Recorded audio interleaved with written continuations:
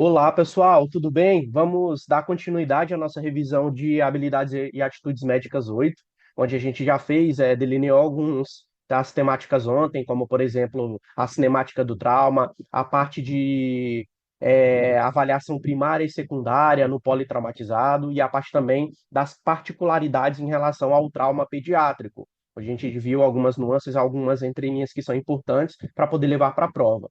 As temáticas de hoje não são menos importantes, para deixar bem claro quais são elas, é o trauma no idoso, também tem suas particularidades, o trauma ambiental em relação a queimaduras, saber o que os guidelines falam sobre isso, levar na cabeça a fórmula de Parkland, que cai em todo lugar, é muito comunzão em batidão, falar um pouco sobre a triagem START em relação a acidentes trágicos de múltiplas vítimas, de como é que é o processo, como é que é o comando, como é que é a questão de seleção de prioridades e o trauma ambiental em relação ao afogamento, tá bom? Existem alguns graus, né, onde um caso clínico pode trazer algumas manifestações clínicas para você saber qual é o grau daquele afogamento, grau 1, grau 2, grau 3, grau 0. Se aquele paciente não sofreu afogamento e teve um salvamento ali antes de ser afogado, então a gente vai delinear esses pontos que são importantes, tá?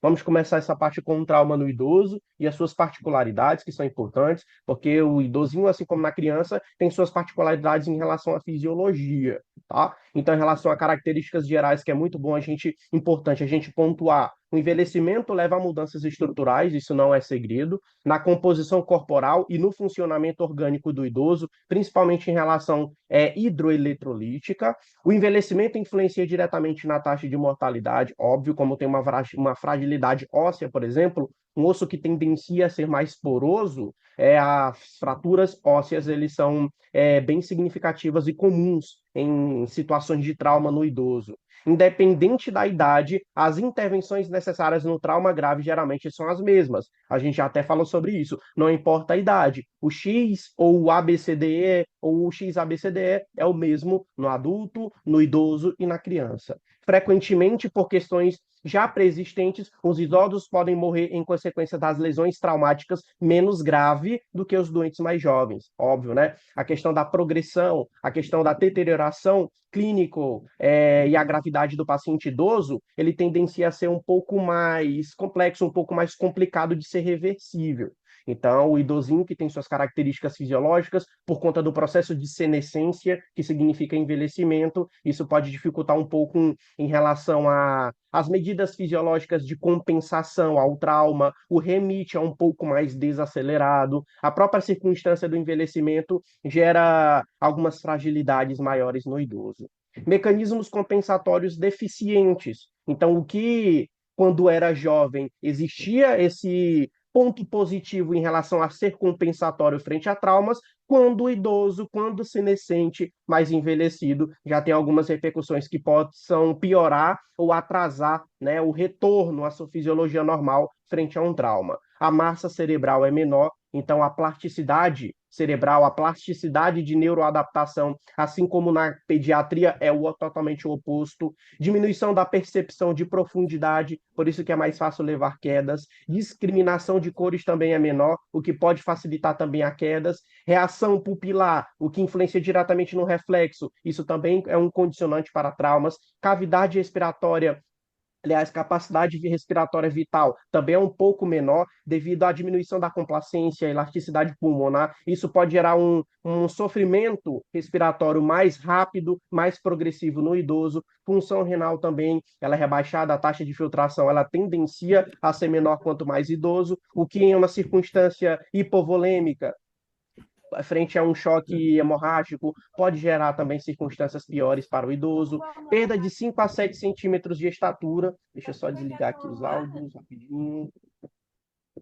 Existe uma perda estatural de 5 a 7 centímetros de estatura, por quê? O osso ele se torna mais poroso, mais esponjoso, ele é menos compacto. Então, o osso, devido ao peso corpóreo no idoso, ele vai ficando mais comprimido. Então, a tendência é com que a coluna vertebral tenha um tamanho de coluna menor do que ele era quando jovem. Então, a estatura realmente do idoso é menor do que quando ele era mais jovem.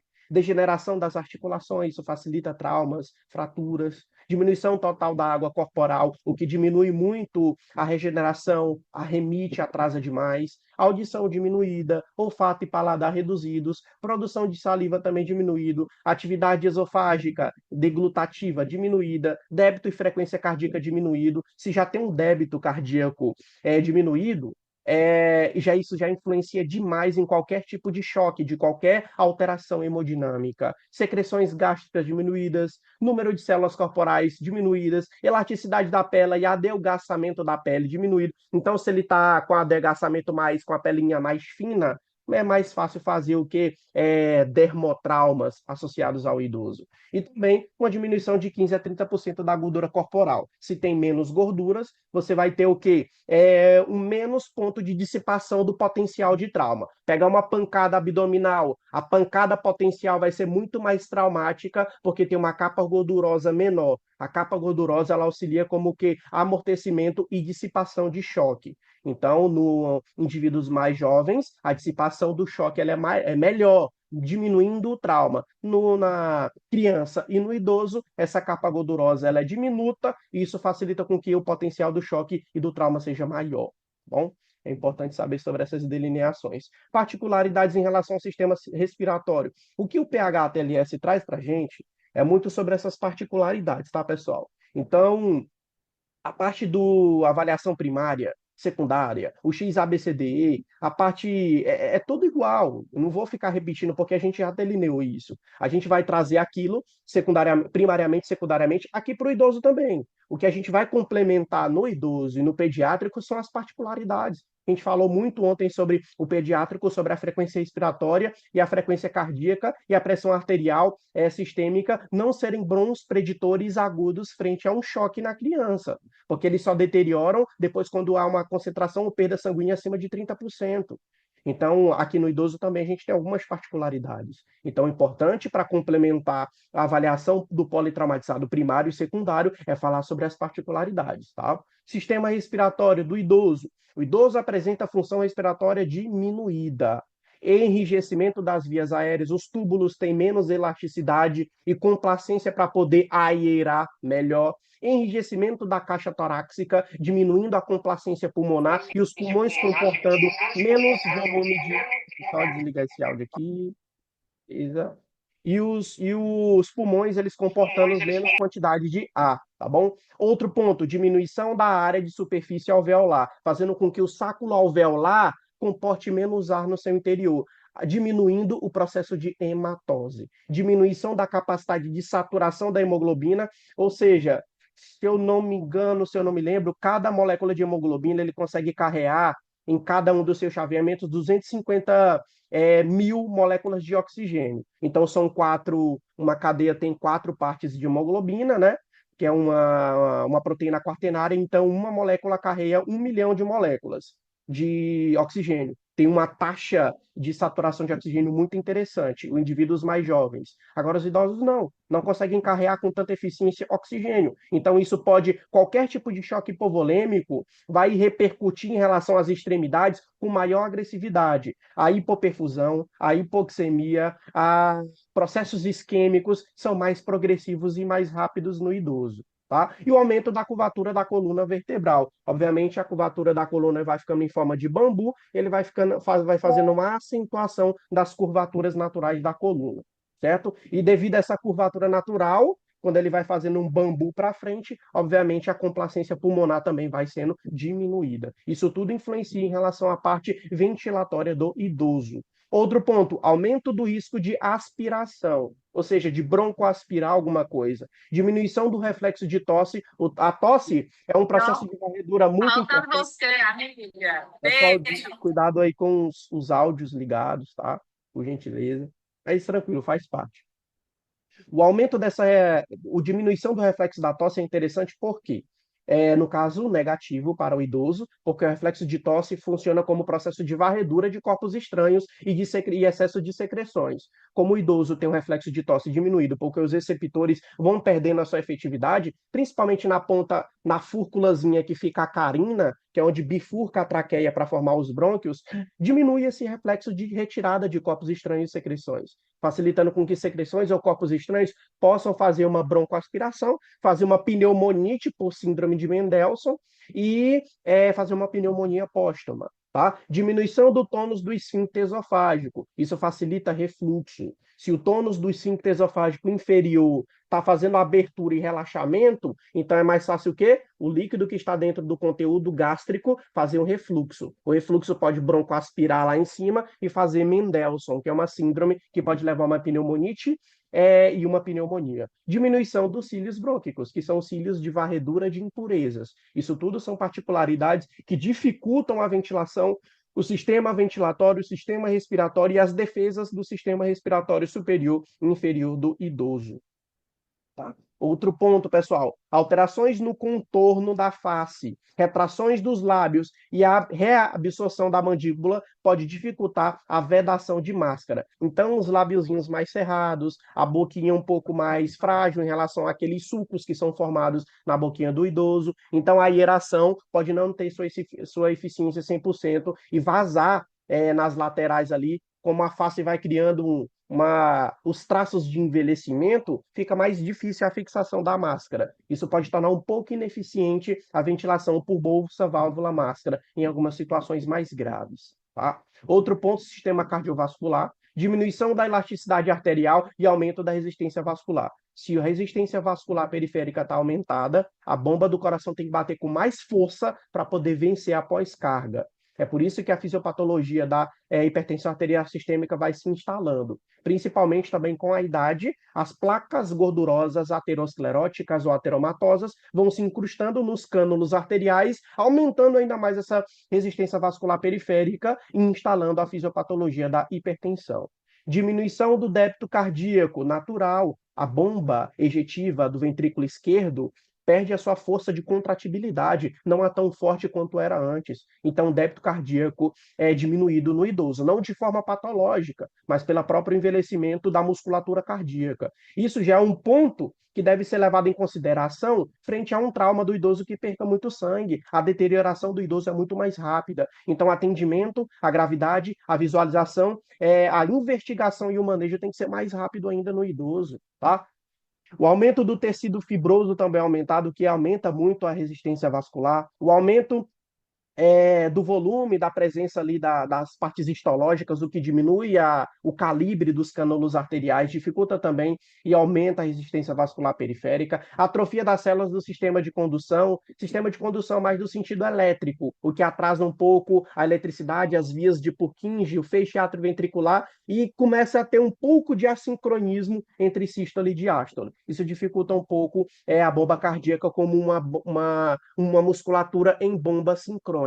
Isso é efeitos mesmo da idade. A aterosclerose diminui o diâmetro dos vasos, o que aumenta a resistência vascular periférica e torna o sistema do idoso mais hipertenso. Calcificações das paredes arteriais é a aterosclerose que pode colaborar com isso. Mas o enrijecimento é chamado de arteriosclerose, não é aterosclerose. A aterosclerose, deposição gordurosa, arteriosclerose, calcificação e enrijecimento natural das paredes dos vasos.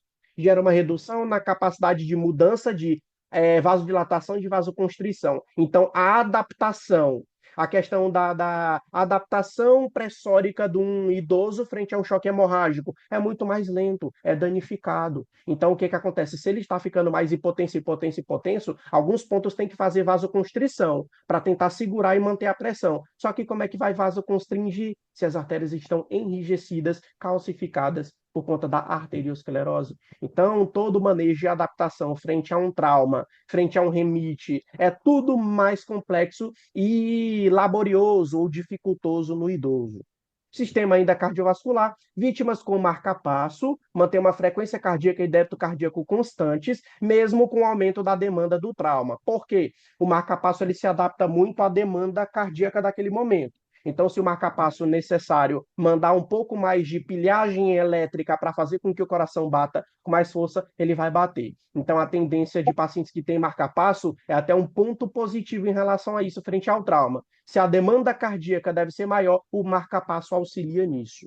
Tá? Os idosos apresentam diminuição da capacidade de resposta compensatória ao choque. Eu não falei para vocês, por exemplo, um choque hipovolêmico por perda sanguínea vai fazer quais manifestações clínicas? Rebaixamento de nível de consciência, vai fazer o que? Taquicardia, vai fazer o que?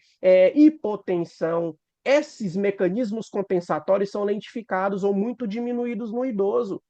Então, o que que acontece? A hipotensão vai ser muita hipotensão. A taquicardia, às vezes, nem faz taquicardia como compensação, porque a parte elétrica e a parte de sístole e diástole está danificada. Então, frente a um choque no idoso, pela graça de Deus, o manejo tem que ser muito rápido, tá? A ressuscitação volêmica deve ser cuidadosamente vigiada face ao quê? A reduzida complacência do sistema cardiovascular e do ventrículo direito. Porque se você fizer uma ressuscitação volêmica com alta carga e alta velocidade, o coraçãozinho e as câmeras do idoso já são menos complacentes. O ventrículo direito é onde vai receber a pré-carga. Ele vai ter que aumentar sua complacência para poder chegar o maior volume. Só que aquela câmera está deficitária, não tem a mesma musculatura de complacência, aquela diástole robusta, não tem. Então tem que fazer o quê? Ressuscitação volêmica de forma vagarosa para evitar com que haja um estresse cardíaco e até mesmo um choque cardiogênico associado. Então deve ser muito importante. Falar um pouquinho mais devagar. Beleza, perfeito. Falar um pouquinho mais devagar. Até quando eu estou empolgado, eu realmente falo um pouquinho mais rápido. Vamos falar um pouquinho sobre o sistema nervoso. Não é novidade para ninguém que o sistema nervoso do idoso ele tem uma diminuição da massa branca e da massa cinzenta. Isso facilita com que a facilita não, dificulta a neuroplasticidade frente a um trauma do sistema nervoso central. Então, qualquer tipo de traumatismo crânioencefálico gera repercussões mais grotescas no idoso, tá bom?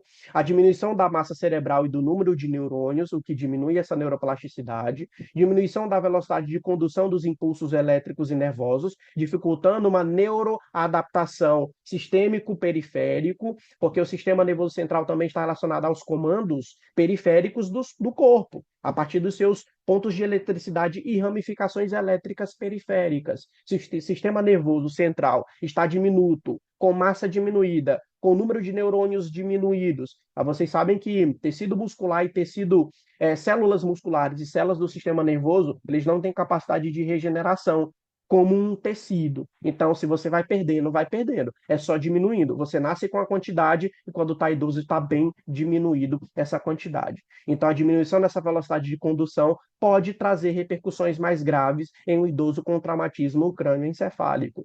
Galera, quando cai questões sobre politrauma no idoso, é muito bom senso, é questão de bom senso. Vocês vão ver, tentar procurar alguma resposta que fale de alguma dificuldade, de alguma lentificação, um remite mais lento, uma adaptação frente ao choque ou ao trauma mais lento, tudo que repercute em relação à dificuldade de adaptação frente ao trauma. A resposta geralmente é isso. Tá? Então é mais por bom senso para poder. Agora pode cair alguma coisinha mais sobre o XABCDE de forma generalizada, num contexto de idoso, que vocês precisam prestar mais atenção. Em relação ao que é o A, o que é o B, o que é X, saber que o torniquete não é primeira linha na questão da contenção de uma hemorragia externa. A primeira é fazer compressas limpas, utilizar bandas elásticas. Isso é a primeira linha de compressão de um foco hemorrágico externo. Então, são essas coisinhas que vocês devem saber. Agora, quando fala de particularidades do idoso, isso aqui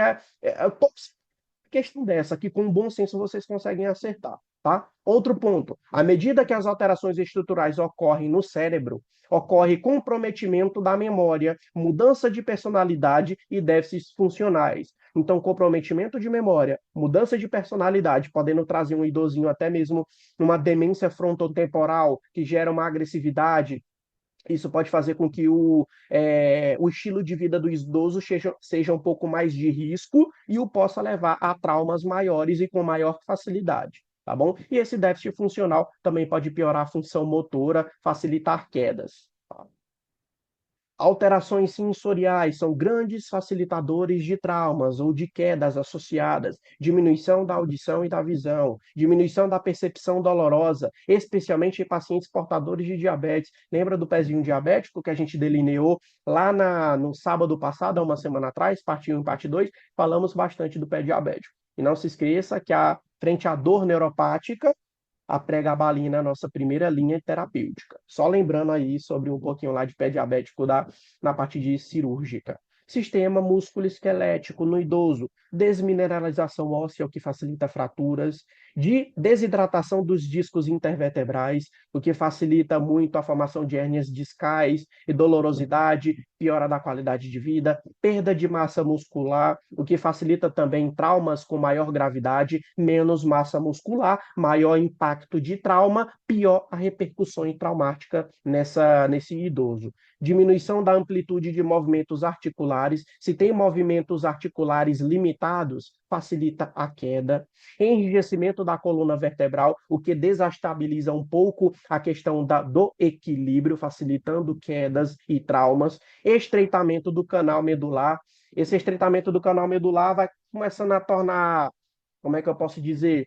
Pode ser um facilitador de compressões de medula, facilitando dores, quadros álgicos, uma desautonomia motora, o que facilita também quedas póstumas ou futuras.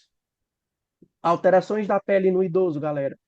Pessoal, eu não estou falando essas coisas aqui de forma aleatória. Ah, Michel, já sei, já vi. Não, é o que o PHTLS traz para a gente como particularidades e o que gosta de cair em provas quando fala de idoso. Então, o bom senso facilita muito vocês acertarem questões. Em relação à pele, perda de glândulas sudoríparas, com diminuição da capacidade de regulação de temperatura. Se você não tem glândulas sudoríparas em concentrações abundantes, como por exemplo no idoso, soa menos. Se soa menos, tem uma capacidade do idoso fazer trocas de calor mais acelerada com o meio, fazendo com que ele perca muito calor e fazendo hipotermia associada. E a hipotermia, em qualquer indivíduo, seja criança, adulto ou idoso, é uma piora significativa frente a um trauma, tá bom?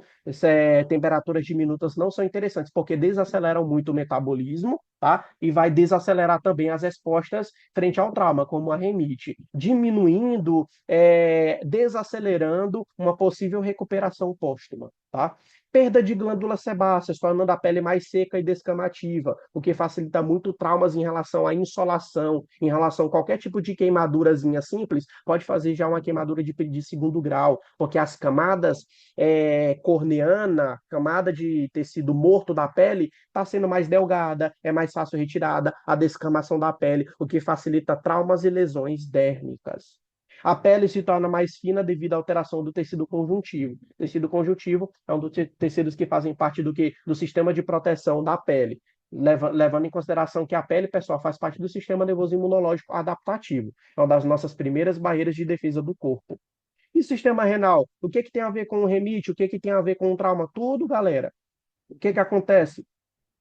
Quando o sistema renal está em dias e o paciente está passando por um processo de choque hipovolêmico, o que tendencia os rins? Tendenciam a ter uma resposta interna para poder diminuir a taxa de filtração, de produzir menos urina para poder concentrar mais águas no interior dos vasos, fazendo com que haja uma estabilização pressórica e evitar com que o paciente caia em uma hipotensão brusca, incompatível com a vida. Então, o sistema renal faz parte também da resposta frente ao trauma. Se o sistema renal tiver incongruências, inconsistências, aí ele não vai ser um auxiliador frente ao trauma. Isso piora as circunstâncias e a gravidade no idosinho.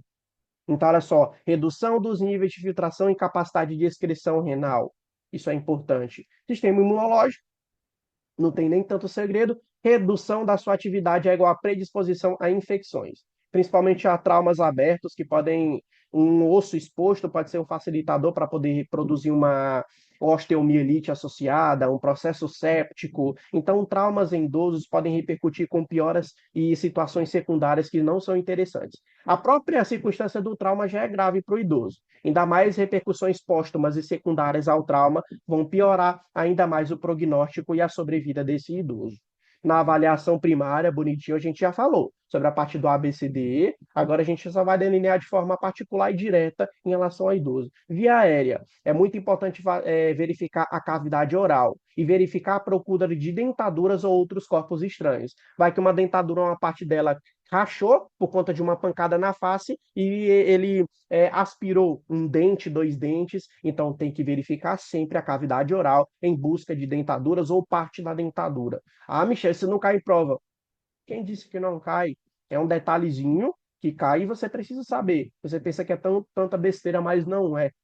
Tá? B, respiração. Capacidade pulmonar é reduzida, vocês já sabem disso. Pode resultar em um volume minuto inadequado, mesmo com a frequência respiratória normal. Comorbidades, como diabetes, hipertensão, DPOC, pode gerar uma hipóxia mascarada associada. Então, mesmo que esse idoso tenha uma frequência respiratória até mesmo normal frente a um trauma, sempre é interessante fazer uma bolsa válvula máscara ou uma pocket, dando o quê? Uma O2 suplementar para esse idoso, para evitar uma deterioração depois. Circulação. Atenção ao paciente portador de hipertensão arterial sistêmica. Uma pressão arterial sistólica, que normalmente é em torno de 150 no paciente ali hipertenso, mal controlado, quando se apresenta com 120 milímetros de mercúrio, pode indicar processo hemorrágico. Né? Por que, que isso é indicador? Se o idoso é hipertenso, o que, que acontece? A pressão arterial sistólica dele normalmente, fisiopatologicamente, é aumentada. Se ele passou por um processo traumático e a pressão dele caiu para 100, 110, uai, por que, que a pressão desse idoso está tão baixa se ele é hipertenso? Então, se ele tem histórico de acontecer um trauma e ele está com essa pressão diminuída em relação ao seu histórico de pressão arterial sistólica, o que, que acontece? Eu posso indicar que esse paciente está passando por um processo hemorrágico interno. Ou seja, como a hemorragia não é visível, é uma hemorragia interna. Se está diminuindo muito essa pressão. Então, a pressão arterial sistólica num paciente idoso que tem histórico patológico pregresso de hipertensão arterial sistêmica, que já é alta, se diminui essa pressão, pode ser um indicativo de perda sanguínea para dentro do próprio corpo, ou seja, uma hemorragia interna. Frequência cardíaca pode estar alterada devido ao uso de medicações, como, por exemplo, beta-bloqueador. O beta-bloque tendencia a fazer com que haja alterações na frequência cardíaca, então ele pode estar mascarada. Por isso que o protocolo SAMPLE é importante. Não tem a parte do M do SAMPLE que a gente viu na avaliação primária. O SAMPLE primária e secundária, a gente viu que a parte dos medicamentos é interessante. Saber quais medicamentos ele faz uso ou quais medicamentos foram utilizados antes do evento traumático. Então, é importante saber sobre isso, porque a frequência cardíaca pode estar mascarada ou inalterada por conta da utilização de medicamentos. Letra D, disfunção neurológica. Alterações de memória e orientação pode ser o basal do paciente idoso. Então, se ele tiver uma alteração de memória, uma desorientação em relação o tempo e espaço onde ele está localizado, você vai diminuir o Glasgow dele por conta disso? Você vai colocá-lo como rebaixamento de nível de consciência? Tem que levar em ponderação essa parte subjetiva, porque diminuição da memória, a questão da orientação, da verbalização, isso já pode ser basal do status de consciência do idosinho. Porque essas alterações fazem parte do quê? Da senescência e envelhecimento fisiológico.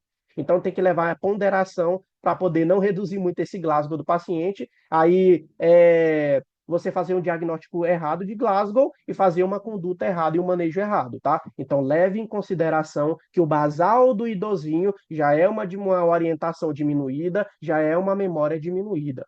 Considerar sempre como resultado do trauma, a não ser que alguém possa relatar histórico do paciente. Mas o que, que acontece?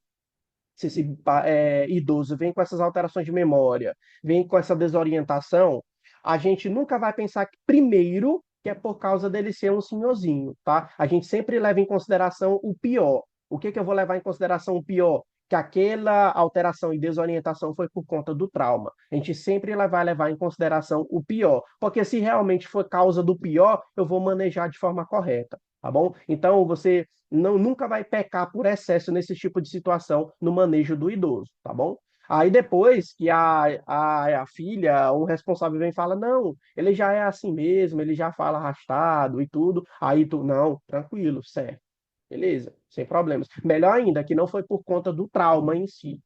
E o E, de exposição, geralmente idosos são mais sensíveis a alterações ambientais, baixa capacidade de responder a alterações súbitas de temperatura. Eu falei para vocês que já tem alterações dérmicas em relação a glândulas sudoríparas, que diminui a liberação do suor, glândulas sebáceas, e também a própria adelgaçamento da pele, isso pode facilitar com que perca muito calor, faz uma hipotermia e pode piorar o status frente a um trauma no idoso.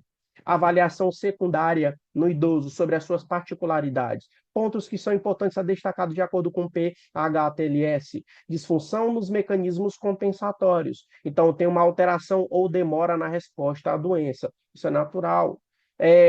Então, essa alteração demora na resposta à doença grave, como febre, dor e sensibilidade. Isso é interessante, porque já falei para vocês várias vezes a lentificação que o idoso tem frente a um trauma. Então, se doer, vai doer mais e vai demorar mais para melhorar. Se tem febre, vai ser um pouco mais difícil de controlar essa febre. Sendo que quando tem febre em idoso, é um sinal maior de gravidade, porque normalmente o idoso tem muita dificuldade em relação ao termostato, que é onde fica no hipotálamo. Então, o hipotálamo é o nosso termostato de controle da temperatura corpórea.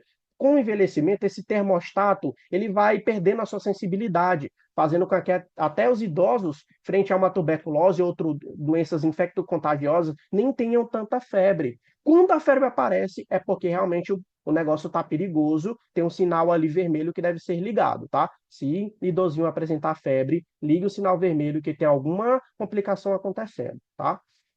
Outro ponto ali, segundo pontinho preto, é preciso ter paciência em razão de déficits auditivos e visuais. Então tem que ter paciência em relação a isso, porque o idosinho já vê isso pelo próprio envelhecimento fisiológico dele. Parente ou pessoa próxima do paciente auxiliam a relatar o histórico do paciente e retirar dúvidas. Porque preciso saber quais são as comorbidades, o histórico patológico pregresso, eu preciso saber quais são os medicamentos que fazem uso. Pode ser que esse medicamento esteja em dose errada e levou a um nível breve ou grave de intoxicação que levou a esse trauma neurológico sistêmico no idoso. Então, todo o histórico de um responsável é interessante para poder relatar no prontuário e facilitar o manejo médico frente ao paciente e o seu trauma. Atenção ao estado nutricional de hidratação do paciente. Sabemos que a parte nutricional, como sarcopenia, osteopenia, desidratação, já pertence ao próprio processo de envelhecimento. Isso tudo aí são status de piora frente a um trauma. Então, se ele está desidratado, reidrata. Status nutricional, reposição hidroeletrolítica para esse paciente, para poder passar melhor pelo status do trauma e melhorar o seu prognóstico e sua sobrevida lá na frente. Então, o idosinho que já tem esse probleminha deve ser totalmente o que recorrigido a parte hidroeletrolítica para poder evitar pioras gradativas. E último ponto ali, conhecer medicações de uso diário. Se ele usa anticoagulante, se ele usa beta-bloqueador, porque isso pode falsear um pouco o teu raciocínio frente ao trauma e pode ter sido algo mascarado por uso de medicamentos. Então, é muito interessante quando o responsável já chega no local do acidente ou no intra-hospitalar e relate todo o histórico do paciente. Ponto também que é importante que hora ou outra gosta de cair em provas, tá? É o abuso e negligência contra o idoso. Um ponto importante que gosta de cair em prova. Qual é o perfil do idoso que é vítima de abuso? Qual é o perfil desse idoso? Geralmente é o idoso maior do que 65 anos, especialmente mulheres acima de 75 anos. É um idoso que já tem fragilidade, não tem autonomia frente às atividades diárias e rotineiras, múltiplas comorbidades, idoso com demência, alteração no sono vigília, sonâmbulo ou que grita durante a noite, incontinência fecal, urinária ou ambas, que isso gera um estresse no cuidador e esse cuidador pode gerar abuso e negligência, que são tipos de violência contra o idoso, dependente para as atividades de vida diária. Isso pode gerar estresse, né, no cuidador, e isso pode fazer com que esse idoso seja uma vítima de violência. E qual é o perfil do abusador? A existência de um conflito domiciliar, como, por exemplo, esse velho aqui me batia quando eu era criança, quando eu era mais jovem, agora eu não estou nem aí para ele. Eu vou dar um cascudo nele, eu vou gritar com ele se ele me der muito trabalho. Eu vou deixar ele com as fraldas sujas, todo mijado. Isso são formas de violência. É como se fosse dar o troco, digamos assim, existência de conflito familiar. Cansaço acentuado do cuidador, o desemprego associado ao cuidador, dificuldades financeiras, abuso de drogas do cuidador e o histórico de drogas desse cuidador. Então, a maior parte, o percentual dos abusadores fazem parte do seio familiar, tá? Então é muito importante em relação a isso. A violência não é só bater, não é só física, tem a violência financeira, tem a violência psicológica, tem a violência sexual, existem idosos que são abusados por cuidadores, é todo um protocolo bem complexo, tá bom? Então, qualquer tipo de suspeita, na avaliação domiciliar de um postinho de saúde, por exemplo, deve ser o quê? Fazer o BO, o relatório, para poder fazer o encaminhamento da denúncia. Não tem essa questão que fale, o médico deve conversar com o cuidador para cuidar melhor do idoso. Não existe esse tipo de resposta. E vem nas alternativas. A alternativa é o quê? Se eu, como profissional de saúde, médico, vi que tem uma grande suspeita de idoso que está sendo abusado, que está sendo negligenciado ou sofrendo outros tipos de violência, eu já tenho que assinar o documento IUBR e fazer o encaminhamento da denúncia. Bom, os tipos de abuso, abuso físico, psicológico, financeiro, a própria negligência também é um tipo de abuso. Tá? Então, isso fazem parte do Estatuto do Idoso e deve ser o que levado em consideração, porque pode cair em prova em relação a isso. Tá? Que faz parte também do trauma no idoso. O trauma não é somente essa parte física, mas também tem a parte psicológica associada. Beleza? Tranquilo?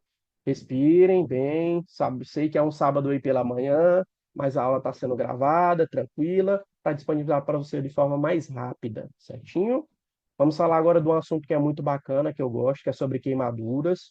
Vamos falar o que, que o PH-TLS cobra, vamos falar o que, que a fórmula de Parkland, que é o que mais de 90% das provas cobram, como é a fórmula de Parkland para reposição volumétrica, o que, que eu tenho que fazer, quantos por cento de água eu tenho que fazer reposição nas primeiras 8 horas e nas próximas 16 horas. Então, isso é importante, tá? Porque gosta de cair em provas os cálculozinhos e saber, nas primeiras 8 horas, qual é a reposição em volume que deve ser aplicado. E nas próximas 16, aí vem as alternativas, você tem que fazer o cálculozinho, tá?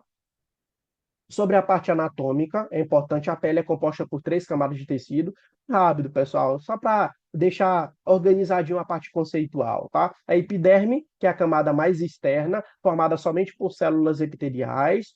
Elas são as primeiras que sofrem o dano do excesso de calor e a formação da queimadura. A derme, mais espessa, composta por uma estrutura de tecidos conjuntivos, contém vasos sanguíneos, nervos e glândulas sebáceas e sudoríparas, tá bom? Então, o que que acontece? Quando uma faísca de insolação pega na pele e pega somente na parte da epiderme, não gera dor, tá? Agora, se gerar uma queimação, gerar uma dolorosidade ou ardência, é porque já está pegando as camadas mais profundas, já pega na parte dérmica, onde tem o quê? Tecido nervoso na sua parte da lâmina basal, certo? É muito importante saber sobre isso.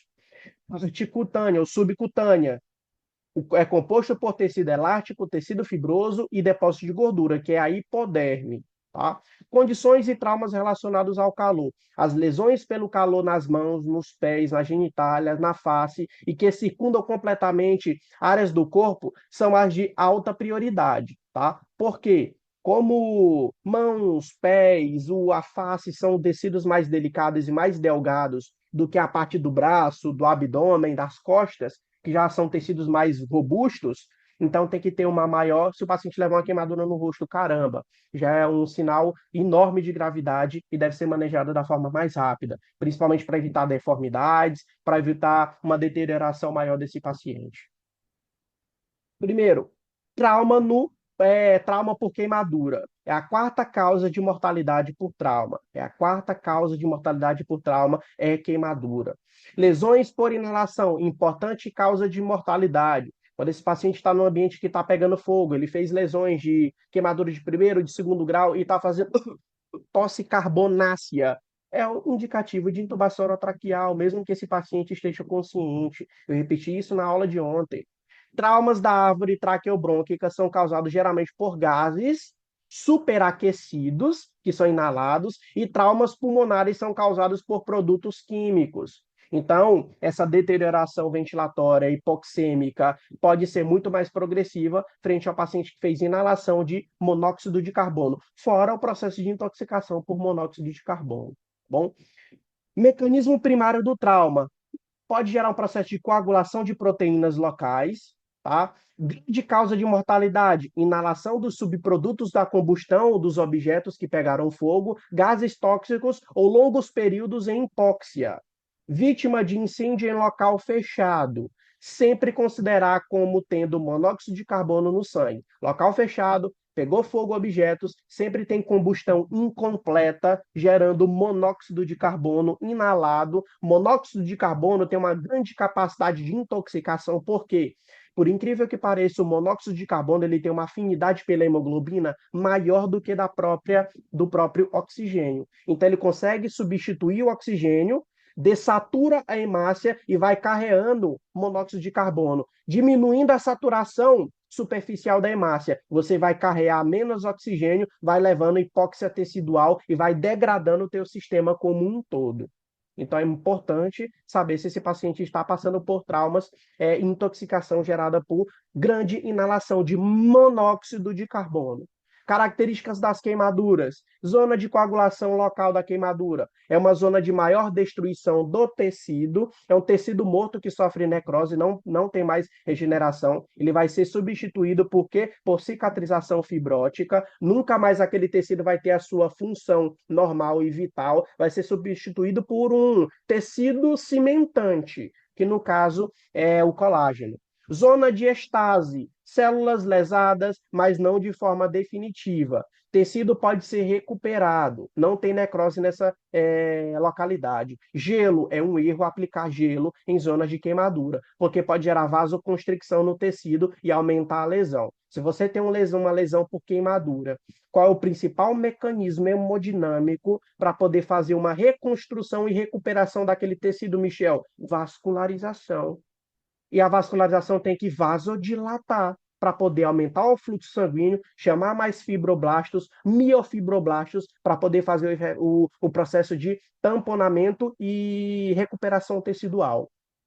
Aí você bota gelo, vasoconstringe, diminui a reperfusão circulatória e atrasa o processo de recuperação e cicatrização e piora a situação. Então, não coloque gelo em queimadura. Você vai colocar o quê? Se uma queimadura de primeiro ou segundo grau, coloca debaixo da água corrente por alguns minutos, tá bom? Zona de hiperemia, que é uma zona mais afastada ainda. É como se fosse zonulas concêntricas. A primeira zona necrótica de tecido morto, desvitalizado, que não tem mais regeneração. Aí depois, por volta, a parte de estase. E depois, por volta, a parte eritematosa, onde tem uma parte mais avermelhada. É uma zona mais afastada, lesões são mais mínimas, caracterizada pelo aumento do fluxo sanguíneo após a queimadura. Por quê? Recrutamento vascular naquela região é interessante para poder fazer uma regeneração e reconstrução daquele tecido que foi lesado. Por isso que não coloca gelo. Se vier alguma coisa de falar que gelo é importante para colocar em cima de queimadura, falso. Não caiam nessa pegadinha. Condições e vítimas de incêndio, falando um pouco sobre isso. Oximetria de pulso não é muito confiável, porque se esse paciente fez uma inalação de altas concentrações de monóxido de carbono, a oximetria de pulso ele vai ser falseada, tá? Então a leitura do oxímetro vai ser errado, porque uma boa parte das moléculas que estão apregadas na hemoglobina é de monóxido de carbono e não de oxigênio. Então aquilo ali pode ser falseado, tá bom? Então pode estar uma oximetria bacana, porque o monóxido de carbono vai ser lido pelo oxímetro como se fosse um gás. E o gás que o oxímetro consegue detectar é oxigênio. Então ele vai pensar que o monóxido de carbono é oxigênio e vai dar uma oximetria bacana. Mas não, mentira, não está bacana. Aquilo ali não é oxigênio, é monóxido de carbono na superfície da hemácia. Considerar instável, mesmo sem alterações sugestivas no exame primário ou secundário. Paciente que foi vítima de incêndio, que estava no lugar fechado, que fez inalação de gases tóxicos, de monóxido de carbono, aquele ali eu já considero o paciente instável. Tanto é que se ele tossir aquela placa carbonácea, eu já posso fazer uma IOT nesse paciente mesmo que ele esteja consciente e tenha avaliação primária e secundária bacana. Eu posso intubar esse paciente. Administrar oxigênio na concentração de 100%, colocando em altos volumes para poder dar um O2 puro para esse paciente e avaliar traumas associados. É óbvio que não só a queda, a queimadura em si, mas ele pode ter outro trauma comórbido à queimadura, como, por exemplo, fraturas, quedas, escoriações, que podem piorar o seu status traumático, tá bom? Muitos jovens ou muitos idosos, ou seja, pacientes pediátricos ou pacientes idosos, têm pouca resposta ao tratamento da queimadura, infelizmente, né? Porque pelos extremos de idade tem baixa eficácia e adaptação frente a grandes traumas, com exceção a parte do sistema nervoso central, que na criancinha tem alta neuroplasticidade. Não se esqueça isso. Eu estou sempre tentando repetir focos que são importantes para a prova. Partículas de fumaça podem gerar lesão pulmonar por dano químico, fazendo colapso alveolar e danos ao parênquima pulmonar. O uso de qualquer tipo de máscara em local com muita fumaça reduz significativamente as chances de lesão. Por isso que em situações de emergência, quando não tem máscara, o que o paciente faz? Coloca a camisa aqui por cima do rosto para poder evitar, usando o próprio tecido como uma forma de quê? De peneiramento desses gases tóxicos. Isso reduz muito e diminui muito a gravidade do trauma para o paciente. Queimaduras ou queima de materiais geram substâncias e liberação de produtos e substâncias tóxicas expelidas, que são formados por essa fumaça, gerando uma piora nessa lesão pulmonar.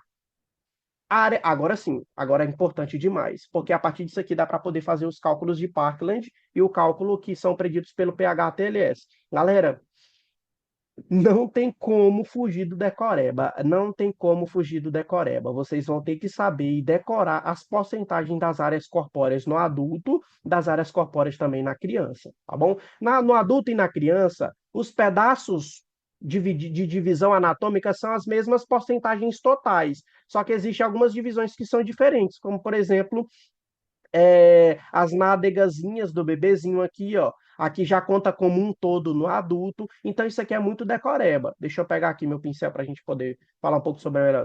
Membros superiores tem 9%. Então, é 4,5% aqui e é 4,5% aqui, da superfície corpórea total. Então, é muito importante saber sobre isso. Então, o que que acontece?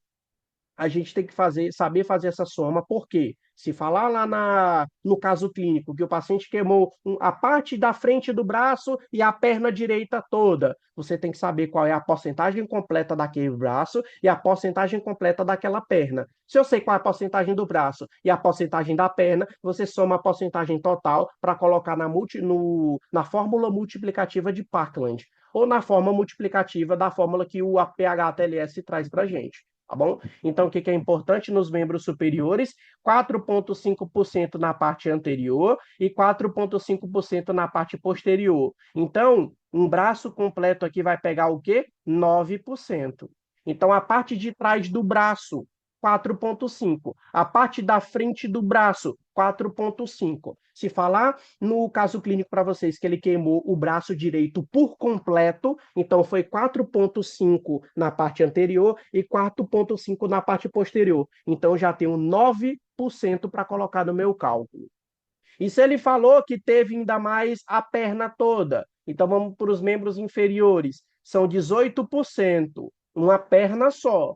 9% a face anterior da perna e 9% a face posterior da perna. Se falar que foi o braço todo direito e o braço e a perna toda direita, o que que você vai somar? 4,5 da frente, de trás, e 4,5 da frente. Deu 9. E se falar que foi a perna direita toda, 9 de trás e 9 da frente, 18. Então você vai somar 9 mais 18, que vai dar o quê? 27% no teu cálculo.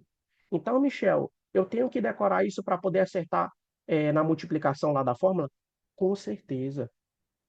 Você tem que saber qual é a área de porcentagem corpórea pelas divisões anatômicas, tá bom? Então é importante demais. A parte do tronco soma 36% por completo. 9% é o tórax na parte da frente. 9% é o tórax na parte de trás.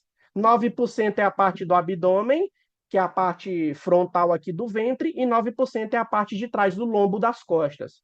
Então, se falar que pegou tórax e abdômen todo e pegou a parte do tórax posterior e a parte lombar, você vai somar o quê? 36%, porque pegou o avental todo e as costas todas. Então é importante saber esses detalhes, tá bom? Então aqui tá bonitinho, tá bem delineado, é só decorar. Não tem como, é decorar mesmo. Se tivesse alguma forma mais fácil, pessoal, eu traria para vocês, mas não tem como. Aqui é mesmo decorar essas partes anatômicas e partir para baixo em relação aos cálculos. Vocês sabendo disso aqui, vocês vão conseguir fazer os cálculos tranquilamente, tá bom? Daqui a pouquinho eu vou falar para vocês como é que é a monta da fórmula de Parkland, onde você vai colocar o quê? Essa área de superfície corporal que foi queimada para poder saber quantos volumes, né? O volume total de ressuscitação volêmica ou reposição hídrica deve ser feito nesse paciente, tá bom? Pegando uma avaliação primária num paciente que sofreu queimaduras, ameaças potenciais à segurança da equipe da vítima devem ser rapidamente identificadas. Como eu falei para vocês, o socorrista, o paramédico, não serão novas vítimas frente àquele ambiente traumático. Deve-se dar atenção redobrada às vias aéreas, incluindo a busca de sinais de trauma por inalação, queimaduras na face e na parte superior do tórax, chamuscamento de pelos na face e pelos nasais, escarro carbonáceo, até coloquei de vermelho, escarro carbonáceo e rouquidão pós o evento traumático de um ambiente de queimadura, já é mais do que sugestivo de indicação de fazer uma intubação orotraqueal nesse paciente, mesmo que ele esteja consciente. Tá? Queimaduras ao redor da boca, do nariz. Local fechado, considerar envenenamento por monóxido de carbono. Via aérea segura, avaliação de pulso, avaliação de como está o esforço respiratório desse paciente, coloração da pele e o nível de consciência. Isso tudo é alterado em paciente que tem hipoxemia. Hipoxemia gera alteração de pulso, gera esforço ventilatório, gera taquicardia, gera taquipneia e gera coloração da pele, tá? E rebaixamento de nível de consciência. É por isso que vias aéreas, em situações de queimaduras, são muito importantes de fazer uma avaliação primária e secundária. Tá? Na parte da ventilação, Michel, trauma térmico, independentemente do nível de consciência, deve-se utilizar um oxigênio ou O2 suplementar em altas concentrações para todos. Então, teve trauma térmico, é indicativo de utilizar pelo menos uma máscara de oxigênio suplementar em O2 a 100% em altos volumes, tá bom? Qualquer situação de evento traumático por queimadura, ambiente de queimada, uma casa, uma loja pegou fogo, a utilização de O2 suplementar é importante e é indicativo para todos. E OT deve ser realizada, se necessário, em frente a algumas situações que eu falei para vocês, rouquidão, tosse carbonácea, liberando aquela puaca carbônica, preta, é indicativo de intubação orotraqueal, mesmo que o paciente esteja consciente. Que não, então, o paciente não precisa, Michel, ter um Glasgow menor ou igual a outro para intubar? Não. Nessa situação em especial, deve-se fazer IOT. Queimaduras circunferenciais no tórax gera uma limitação da expansão, diminuindo a ventilação. Esse paciente já está com ventilação comprometida por inalação de produtos tóxicos e gases e fumaças tóxicas. Ainda se tiver uma queimadura circunferencial no tórax frontal e no tórax dorsal, pegando circunferência, aquilo ali tudo gera uma limitação na expansibilidade pulmonar, porque você teve lesão de tecidos elásticos e a complacência do pulmão, do tórax em si, é diminuída. Então, você tem um adicional de piora ventilatória. Aí, outro ponto, lesão circunferencial gerando escaratomia. O que acontece?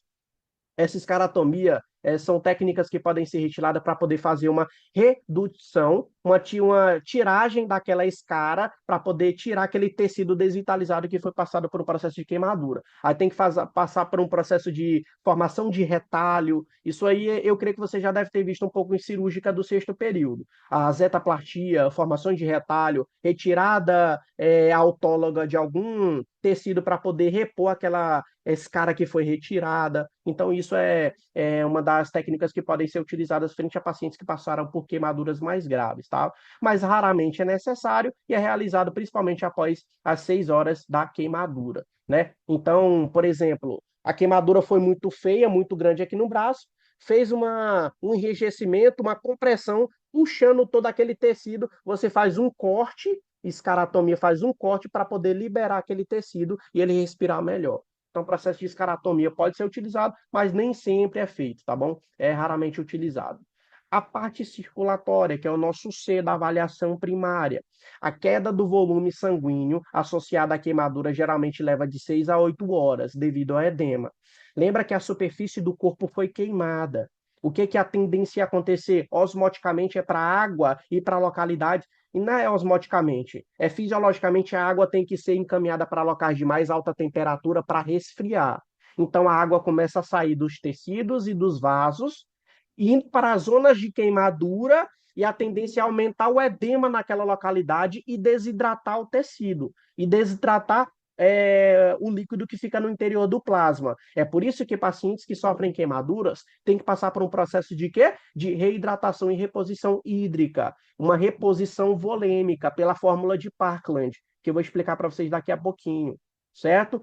Outro pontozinho ali, ó. O choque na cena do acidente geralmente está associado a outras causas, tá? Então, por exemplo, o paciente passou pelo processo de queimadura, mas ele levou um trauma de queda, por exemplo, e ele fez uma fratura exposta ou não exposta do fêmur. Pode estar associado a um choque hipovolêmico por conta do trauma ósseo da fratura de um osso longo, e não necessariamente um choque devido ao trauma da queimadura. Porque queimaduras de grau 2, grau 3, levam em torno dessas horas para poder gerar um choque hipovolêmico. O choque ele não é agudo, não é no momento.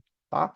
O terceiro ponto ali, ó, acesso venoso, preferencialmente em membros superiores sem queimaduras. Você não vai fazer acesso em uma fossa anticubital completamente queimada. Você vai procurar uma zona que tem menos interferência da queimadura possível, principalmente aqui nos membros superiores, procurar alguma fossa anticubital que esteja íntegra para poder fazer o processo de reposição volêmica.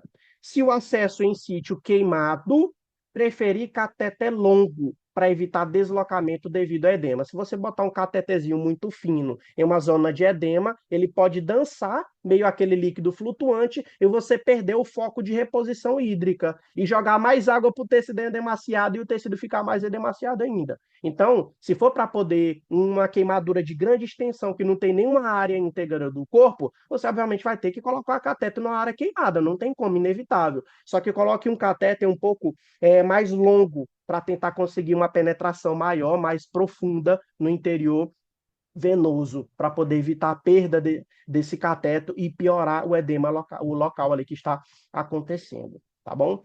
Ainda na circulação, na parte da formulazinha que eu falei para vocês, da fórmula de Parkland, que é importante a gente delinear, é a parte de Parkland agora. Olha só, fórmula de Parkland versus o ATLS 10.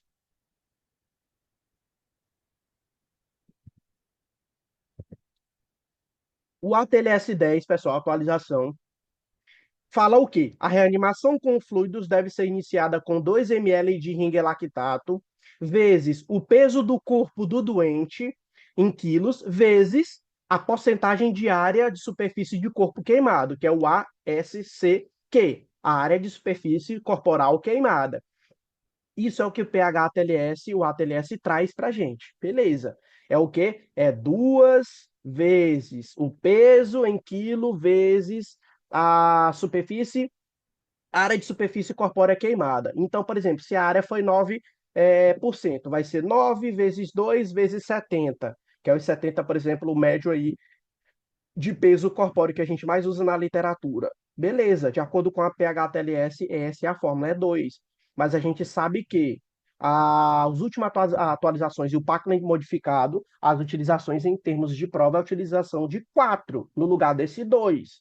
Então, o Parkland, que é o mais utilizado, sempre agora, hoje em dia, usa-se sempre o 4. Então, vai ser 4, que é um número fixo, vezes o peso corpóreo em quilo do paciente, queimado vezes a área de superfície corpórea queimada em porcentagem. Então, Parkland, que é o que vocês mais vão usar em provas, então vai ser 4 vezes os 70 quilos, provavelmente é o que dá nas provas, 70 quilos, vezes o que? Por exemplo, 36% do corpo foi queimado. Então, vai ser 4 vezes 70 vezes 36. Então é importante saber isso aqui, para poder saber qual a administração em quilos desse paciente vai ser utilizado para poder fazer a reposição volêmica, tá? Muito importante saber sobre isso. O importante, não além de saber essa fórmula, que é bem simplória, Mas o que que acontece? O que que eu tenho que saber? Quantos por cento de água eu tenho que dar em tantas horas e o restante em quantas tantas horas? O que que preconiza-se? A reposição deve ser em 24 horas, tá bom? Em 24 horas. Se eu pegar o pH ou o ATLS, vai ser 2 vezes a área vezes o peso. Se eu pegar Parkland, vai ser 4 vezes a área de corpo queimado em porcentagem vezes o peso. Como é que vai ser distribuído isso, pessoal? Vai ser em duas etapas. 50%, por exemplo, se no meu cálculo deu 4.000 ml, que no caso é 4 litros, o que que eu vou dividir? Esses 4 litros vai ser 50%, 50%. Vai ser 2 litros aqui, 2 litros aqui. Esses primeiros 2 litros de 50% devem ser colocados ou difundidos no corpo em 8 horas. E esses outros 50%, os outros 2 litros, devem ser infundidos nas próximas 16 horas. Então, fechando 24 horas, repondo os 4.000 litros. De novo, o meu cálculo de Parkland, vou colocar aqui de novo, é 4 vezes a área de superfície corpórea queimada em porcento, vezes o peso do paciente em quilogramas. Se isso aqui deu 4.000, que vai dar em ml, significa que são 4 litros. Esses 4 litros devem ser repostos em 24 horas. Eu pego esses 4.000 e vou dividir meio a meio. Qual a metade meio a meio de 4? 2 litros para um lado, 2 litros para o outro. Esses primeiros 2 litros, que são 50% da minha reposição, devem ser infundidos nas primeiras 8 horas. E os outros 2 litros, que são os outros 50%, devem ser infundidos nas próximas 16 horas, completando 24 horas, repondo os meus 4 litros totais calculados por Parkland. Uma coisa que gosta de cair em pegadinha em prova. Da emergência que foi feito no ambiente pré-hospitalar, PH-TLS, foi reposto 1 litro de soro até ele chegar no hospital. Já deu 1 litro. Então eu calculei Parkland e deu 4 litros. Só que na ambulânciazinha que ele já veio lá transportado, já deu 1 litro. Então vai me sobrar o quê? 3 litros. Aí esses 3 litros você vai dar o quê? 1,5 litros nas primeiras 8 horas e os outros 1,5 litros nas próximas 16 horas. Você vai ter que descalonar o que já foi reposto. Então, gosta de cair pegadinha de prova desse jeito. Já foi ofertado 1 litro de soro fisiológico ou de Ringer no transporte do paciente até o hospital. Aí você vai e calcula Parkland, deu 4. Você vai repor os 4? Não, porque já foi reposto 1 no meio de transporte. Então, dos 4 que tu calculou em Parkland, já foi dado 1. Então, você só repõe 3. Aí, desses 3, faz a divisão. 50% em 8 horas, os outros 50% em 16 horas. Fechando o completo em 24 horas. Tá? É a pegadinha que eu falo para vocês que gostam de cair em prova. Tá? Reposição que é feita na trajetória do paciente. Tá? Se não falar nada de trajetória, que não deu nada, nada, nada, chegou no hospital, calculou Parkland, deu 4. Aí vai ser 2 litros em 8 horas e os outros 2 litros em 16 horas. Beleza? Se deu na parte do transporte, vocês vão tirar do cálculo de Parkland, porque já foi dado. Tranquilo? Beleza? Ainda na parte circulatória, por exemplo, aqui, ó, eu coloquei um exemplozinho para a gente, tá? Reposição em 24 horas. Eu estou pegando aqui o cálculo do ATLS, pegando 2 vezes a área queimada vezes o peso. Metade deve ser feita nas primeiras 8 horas. Por exemplo, um homem de 100 quilos com 80% de área de superfície corpórea que foi queimada, né, total queimada, necessitando de 2, que no caso aqui é o cálculo dado pelo ATLS, Parkland é 4, Parkland é 4. Aqui eu estou pegando o cálculo utilizando o ATLS. 2 vezes 80, que é o peso dele, vezes 100, tá? Que é importante vocês saberem sobre isso. O que que acontece? Vai dar 100, que é o peso do paciente, 80, que é a área queimada, e o 2, que é a constante do ATLS. Deu 16.000 ml. 16.000 ml equivalem a quanto, Michel? 16 litros. Então vai ser 16 litros em 24 horas. metade desse valor calculado, que é 8.000 ml, que é 8 litros, deve ser infundido nas primeiras 8 horas, certo? Portanto, o doente deve receber de 1.000 a 2.000 ml por hora, certo? Que vai pegar as 8.000, por exemplo, não é 8 horas? Não é 8 horas, tem que dar, nesse caso, 8 litros. Então vai ser basicamente o quê? Vai ser 2 litros por hora, certo ou errado? Certo. Vai ser 2 litros hora ou 2.000 ml hora, que é a mesma coisa. É só se deu 8 litros, para poder dar 8 litros ali em 8 horas, vai dar o quê? Nesse caso, 1.000 ml por hora. Então vai dar 1 litro por hora. Beleza? E o restante deve ser administrado em 16 horas seguintes. Metade nas primeiras 8 horas, a outra metade nas próximas 16 horas. É só vocês saberem. Às vezes, galera, as alternativas gostam de dar em ml por hora, então você vai ter que calcular. Nessa situação aqui, eu tenho que dar 8 litros em 8 horas. Seria o quê? 1 litro por hora. Tá bom? Corrigindo, 1 litro por hora. Então, aqui o exemplozinho que eu dei é o que gosta de cair em provas, e o que gosta de cair em provas é mais aquela pegadinha, que foi feito uma parte da reposição no translocamento ou no transporte do paciente, e isso deve ser descontado da fórmula. Tranquilo?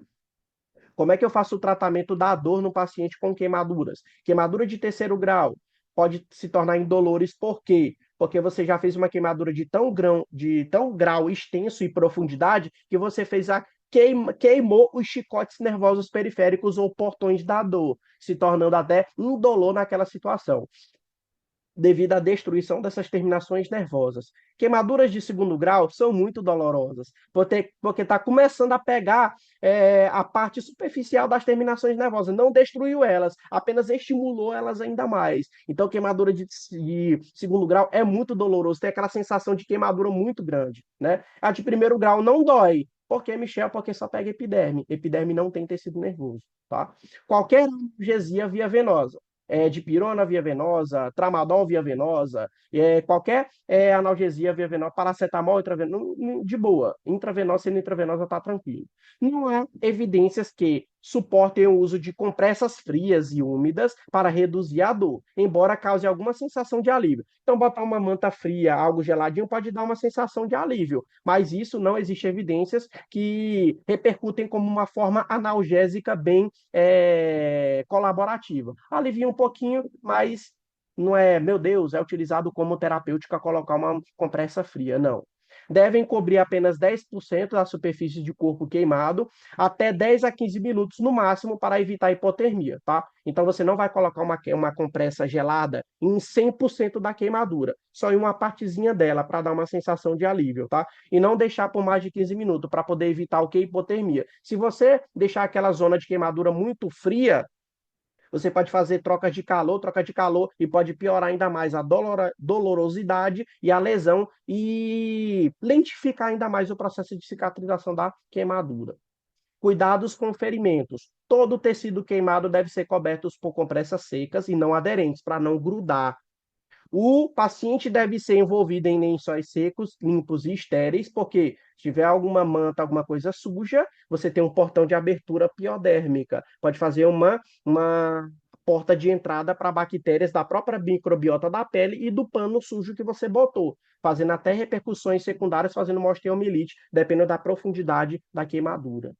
O desbridamento da lesão não deve ser realizado na cena. Você não vai raspar ou debridar aquela lesão na cena, porque ali é uma área totalmente contaminada, e se você fizer desbridamento, vai aumentar ainda os portões de abertura para micro-organismos invasores ou patógenos.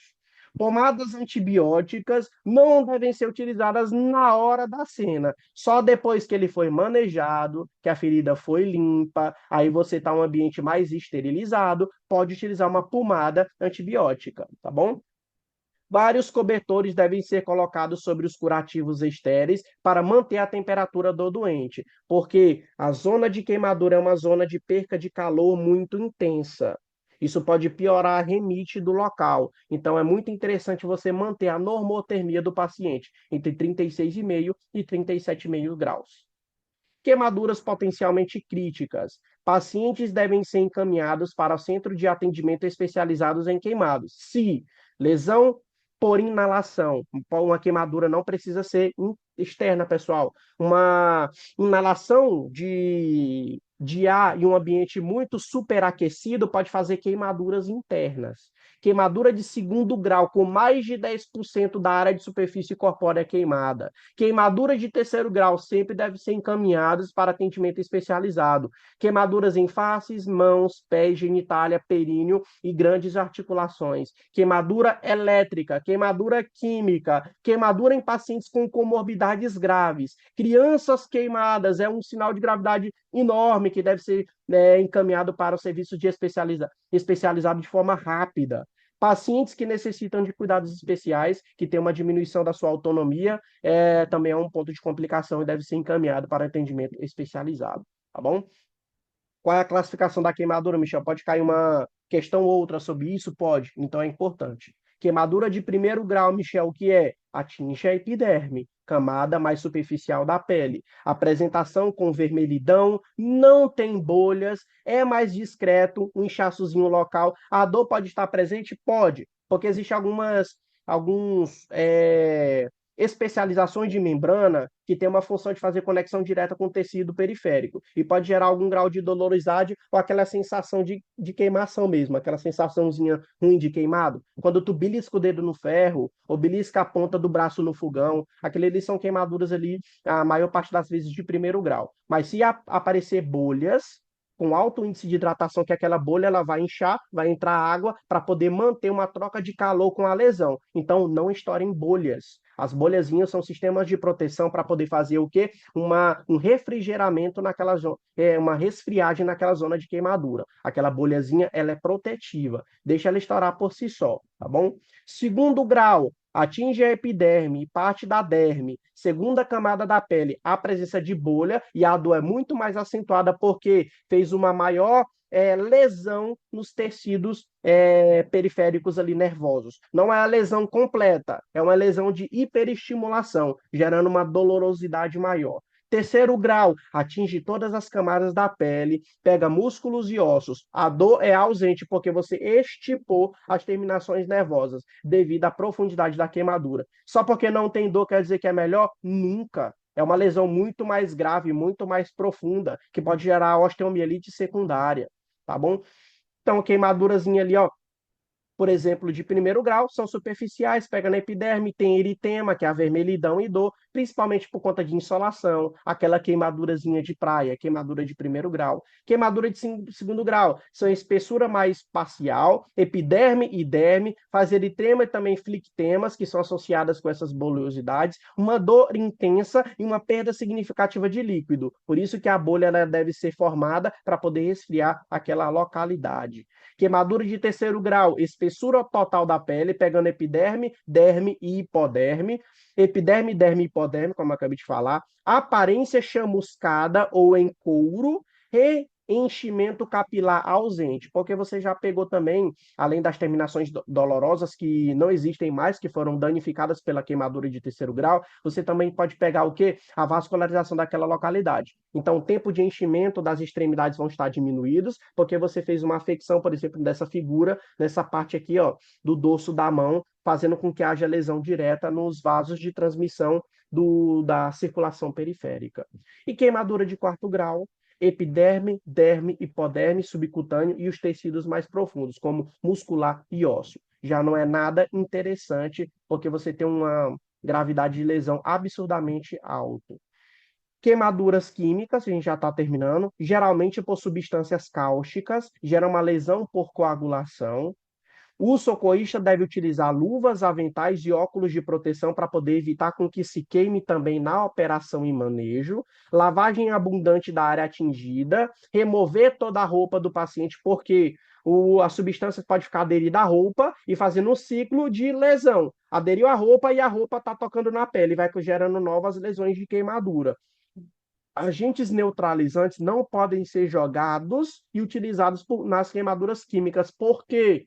Porque pode gerar uma reação de de uma reação exotérmica, liberar mais calor ainda na reação e gerar uma nova queimadura secundária frente à reação de neutralização, tá? Então pode levar uma nova lesão por calor se você jogar algum agente neutralizante. Se substância for um pó seco, que gerou essa queimadura, é interessante fazer um escovamento daquilo ali antes de lavar para diminuir essa concentração. Porque se o pó estiver aderindo em toda a pele e você joga água, pode espalhar ainda mais na pele, pode gerar uma reação e gerar isotermia e gerar uma lesão ainda pior de queimadura. Então, se for um pó que pegou, por exemplo, no braço todo, faça uma varredura daquele pó, tire o excesso de concentração, depois você joga água para poder varrer aquela localidade. Queimaduras químicas ainda, óleos, irrigação abundante e anestésico top é interessante. Queimaduras alcalinas são mais graves que as ácidas, porque geram uma necrose por liquefação. Cal e soda cáusticas, que são os mais comuns que são vistos em queimaduras de natureza química, devem ser escovadas antes de lavadas. Áreas contaminadas, mas sem processo de queimaduras, não devem ser irrigadas, não precisa irrigar. Irrigar com ducha ou mangueira por no mínimo 20 a 30 minutos. Metais de lítio ou sódio, que podem lesar queimaduras. Não lavar com água, porque pode gerar uma produção de calor e uma fumaça tóxica. Todos os pedaços maiores devem ser retirados e colocados em óleo. Então, o que que acontece? Dependendo da situação de queimadura química, pessoal, a gente tem manejos diferentes. Então, se for as queimaduras que são piores, são por queimaduras por circunstâncias químicas alcalinas, como soda cáustica e o próprio cal. E são piores do que as de ácido, porque as queimaduras químicas alcalinas geram processo de necrose por liquefação, geram uma destruição tecidual mais extensa, com pior gravidade e mais lentificação na regeneração tecidual, ou até mesmo não ter mais a capacidade de regeneração. Só vai cicatrizar e vai passar aquele material cimentante de colágeno. Tá? Então é interessante cada situação. Se for com pó, faz a varredura antes de jogar água, tira aquele excesso e depois faz a varredura com água. Isso aqui tudo, pessoal, é ipsis literis do PHTLS. Queimaduras elétricas, grau da lesão depende da corrente e o tempo de exposição. Enquanto maior a corrente, maior o tempo de exposição, pior vai ser a lesão. Não tocar paciente enquanto ainda estiver em contato com a rede elétrica. Pode provocar uma parada cardiorrespiratória. Quanto menor a área de contato, maior o dano tecidual. É a diferença de potencial. Se você pegar só por exemplo, na pontinha do dedo, e triscar em um fio pelado ou em uma tomada, o ponto de contato é muito pequeno e a diferença de potencial vai ser maior com a rede. Então a intensificação e a passagem do choque é muito maior. Então é de preferível tu colocar o braço todo do que somente a ponta do dedo, tá bom? Outro ponto, a contração muscular pode causar fraturas ou luxações, ó, e principalmente quando você pega com a mão toda, que faz uma contratura muscular, por isso que fica difícil você desgarrar do fio. Então, a tendência é num socorro imediato, que não vai dar tempo tu chamar, ó, socorro, ambulância, bombeiro, não vai dar tempo. É desligar a chave geral para poder o paciente sair do choque. Ou tu pegar algum objeto ou gerar um empurrão brusco nele sem tocar nele, para você não levar choque concomitante com o paciente, tá? Lesões das células musculares podem gerar liberação de mioglobina e potássio, gerar uma rabdomiólise. Essa rabdomiólise pode até fazer uma insuficiência renal aguda, mas isso não a temática para poder ser dada agora. Só saibam que lesões por queimadura podem gerar rabdomiólise por destruição da fibra muscular. Atendimento inicial, reposição volêmica vigorosa, porque é um tipo de queimadura, tá? Para evitar uma lesão renal. Então, rabdomiólise liberando muito potássio e mioglobina gera um estresse renal. Então, para poder evitar esse estresse renal, tem que fazer hidratação vigorosa para poder varrer e lavar aquele rim que está cheio de potássio e mioglobina, para evitar uma lesão renal aguda. Certinho, tranquilo, beleza. Tem alguém vivo aí? Pode dar um oi, tranquilo, tá de boa. Alguém pode dar um oizinho? Tá tranquilo. Oi. Tranquilo. Tranquilo, beleza? Vocês querem um intervalo de 2 minutos, 3 minutos? Ou não? Não, vamos direto. Pode ir direto? Beleza, então. Vocês quem sabe, vocês quem mandam. Vamos lá. Essa parte, pessoal, é tranquila, tá? A parte do protocolo START, tá? Acidentes com múltiplas vítimas e a parte da triagem START. Até coloquei as coisinhas, porque na hora de fazer as triagens tem que saber seletivizar qual é o grau de prioridade. É um grau de prioridade 1, que no caso é o paciente vermelho, grau de prioridade 2, amarelo, grau de prioridade 3, que é o verdinho, que não tem tanta periculosidade de vida, então a gente vai fazer essa triagem toda. Então, o que é o protocolo START? Ele deve ser ativado quando tem acidentes com múltiplas vítimas. O protocolo START basicamente é para poder fazer o quê, pessoal? Fazer uma logística do atendimento de acordo com a prioridade e uma organização local e também o quê? É uma coordenação de uma equipe de auxiliadores e ajudadores, médicos, enfermeiros, bombeiros, até mesmo voluntários para poder facilitar o transporte das vítimas, retirada de calhagens para poder colocar nas lonas com suas respectivas cores, tá? As lonas elas são separadas basicamente em um X ou uma cruz. Vou mostrar para vocês, porque tem que ter uma zona de separação das prioridades. Prioridade vermelha, prioridade amarela, prioridade verde e a parte preta. Que a parte preta já são pacientes que já estão em óbito e basicamente já foram descartados como possibilidade de salvamento, tá? Então, o protocolo START é um evento, deve ser utilizado em um evento súbito com mais de 5 vítimas. Então, acidente com múltiplas vítimas, o protocolo START deve ser utilizado com acidentes com mais de 5 vítimas. O melhor cuidado médico para o maior número de vítimas num curto espaço de tempo. Os princípios básicos é fazer a triagem.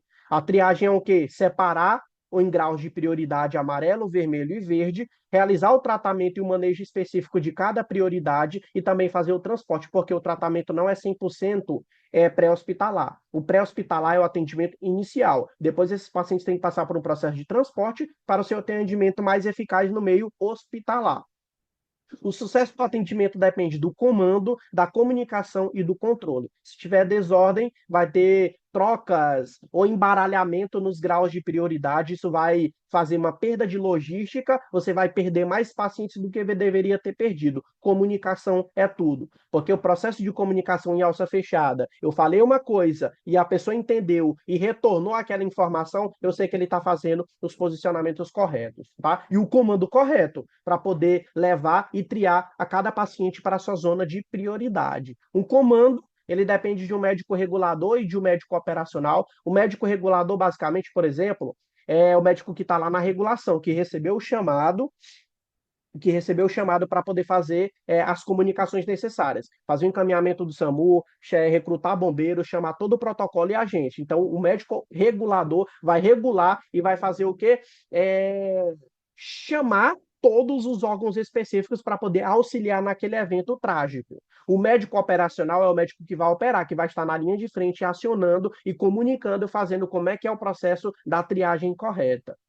Comunicação entre as equipes de atendimento, ele vai ser a partir da central de operações. E nessa central de operações é onde estará o médico regulador, que é o médico regulador que vai fazer a avaliação, vai saber quantas vítimas foram, foram uma queda de ônibus de um barranco, então vai fazer a comunicação para poder fazer o recrutamento de bombeiros, de SAMU, toda a equipe deve estar disposta para poder fazer e se encaminhar diretamente para a zona onde aconteceu a tragédia, tá bom?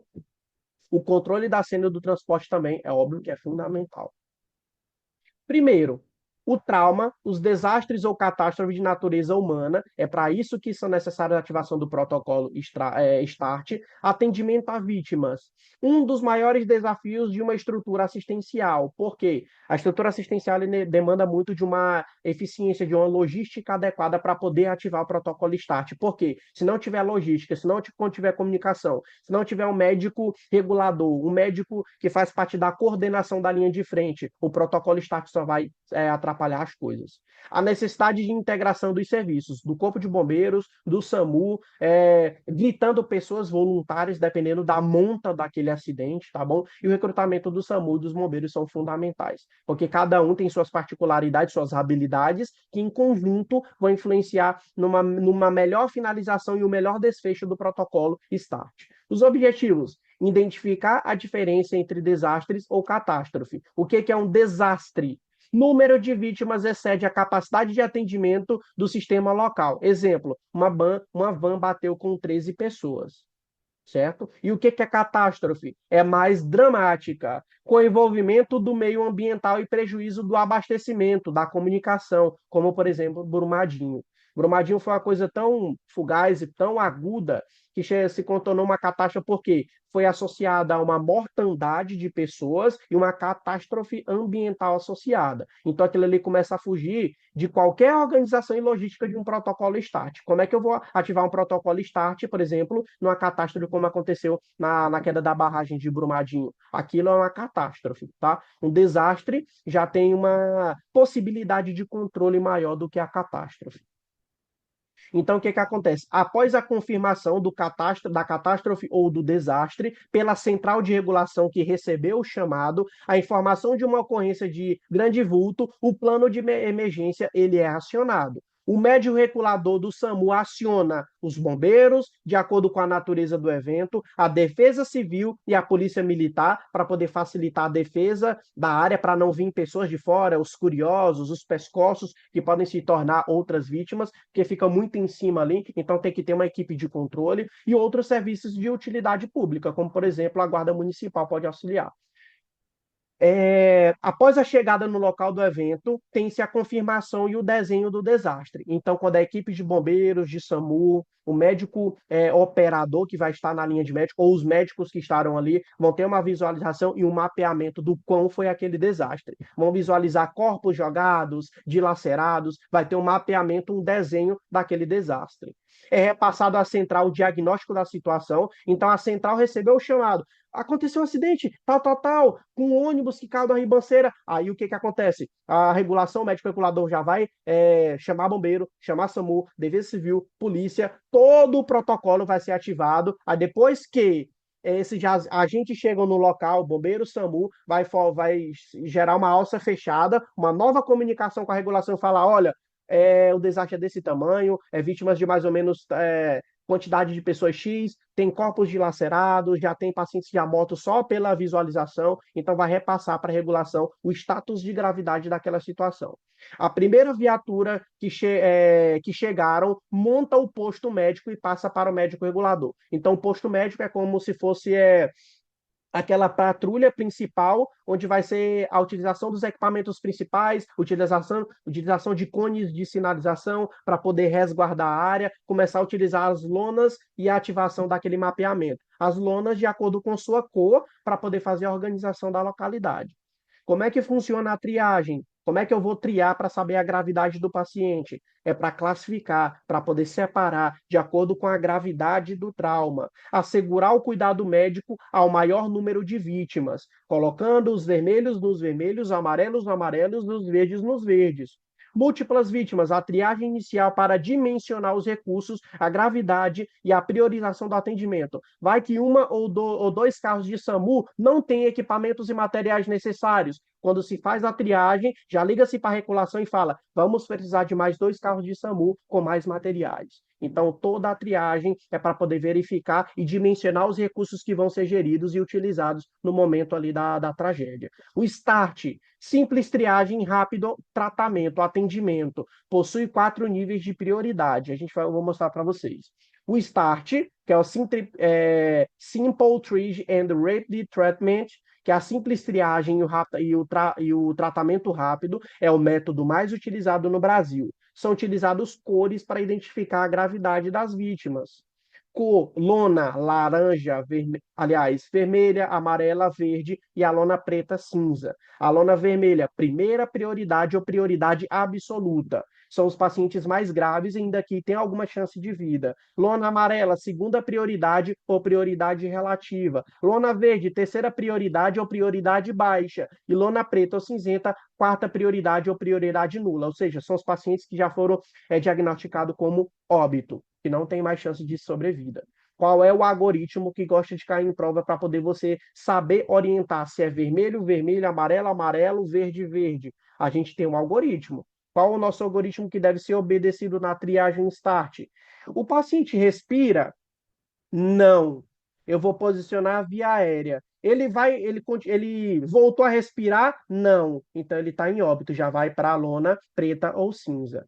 Se eu fiz, ele respira? Não. Posiciono via aérea. Ele volta a respirar? Sim, ele é vermelho. Ele respira? Sim. Ele tem uma incursão respiratória por minuto, uma frequência respiratória maior do que 30, ele está muito taquipneico, vermelho. Ele tem incursões respiratórias ou uma frequência respiratória menor do que 30 incursões, menor do que 30, eu vejo tempo de enchimento capilar. Tempo de enchimento capilar muito lento, maior do que 2, ele é vermelho.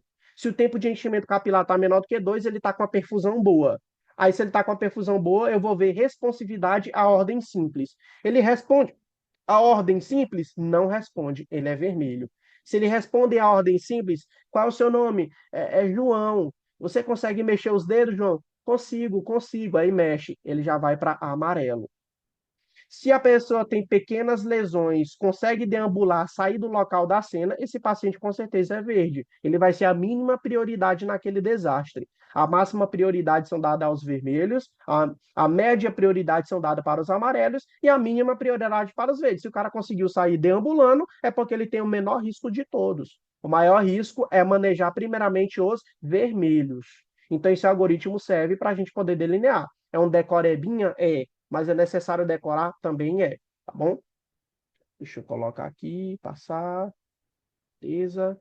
Área de estabilização é o local onde devem estar os profissionais mais experientes e qualificados, bem como os materiais de socorro, identificação das vítimas e os meios de transporte. Então, vai ter o líder do que das lonas verdes. Então, vai ter um líder para a terceira prioridade, vai ter um líder para a segunda prioridade, vai ter um líder para a primeira prioridade e vai ter um líder ali da parte da lona preta ou cinza que recebeu os pacientes em óbitos. Todo esse processo de triagem e organização e logística vai facilitar com que você consiga salvar o maior número de vítimas. E é óbvio, não pode errar o algoritmo. Não pode jogar um paciente vermelho no verde. Não pode jogar um paciente no amarelo no verde. Certo? Não pode jogar um paciente verde no vermelho, porque você vai estar atendendo um paciente de baixo risco no vermelho e vai estar perdendo o tempo de atendimento de pacientes com mais prioridades. Não pode errar o algoritmo de forma alguma. Então, ainda na área de estabilização, as vítimas triadas deverão ser agrupadas nos postos médicos avançados, conforme a gravidade. As de risco vermelho receberão a maior prioridade. O paciente com cartão verde, que é a terceira prioridade, baixo riscos, é uma vítima com capacidade para andar, não necessita de tratamento médico ou transporte imediato, possuem lesões sem risco de vida. São os pacientes com contusões, hematomas, escoriações e pequenos ferimentos. Ficam no posto de lona de triagem verde. As vítimas aí as vítimas triadas deveriam ser agrupadas no posto médico avançado, conforme a gravidade. As de risco vermelho receberão prioridade, tá bom? O paciente com cartãozinho amarelo, que ele foi triado como amarelo, eles são vítimas que não apresentam risco de vida imediato. Necessitam de algum tipo de tratamento no local adequado e aguardam o transporte para o hospital. São pacientes com fraturas, traumatismo crânioencefálico leve ou moderado, queimaduras menores, traumatismos abdominais e torácicos, ferimentos com sangramentos que necessitam de sutura ali no momento. Agora, os pacientes com cartão vermelho, vítimas que apresentam risco imediato de vida, apresentam respiração somente após manobra de abertura de via aéreas, ou como a respiração está maior do que 30 incursões respiratórias por minuto, necessito de algum tratamento médico antes de um transporte rápido ao hospital. Necessitam ser transportadas rapidamente ao hospital para cirurgia. Isso aqui são pacientes que apresentam o quê? Uma hemorragia externa de grande monta, uma hemorragia interna de grande monta, ele já tem status rebaixamento de nível de consciente irresponsível, o paciente está muito taquipneico, muito taquicárdico, uma hipotensão muito baixa, que são sinais de maiores gravidades relativas ao choque. São pacientes vermelhos. Quais são os problemas que são geridos, que são observados ali no protocolo e ativação do protocolo START? Os problemas mais comuns no atendimento aos desastres em massa são a insuficiência de pessoas e de materiais, as condições ambientais, que pode ser uma ribanceira, como é que vai ficar descendo? Tem que ter um treinamento específico.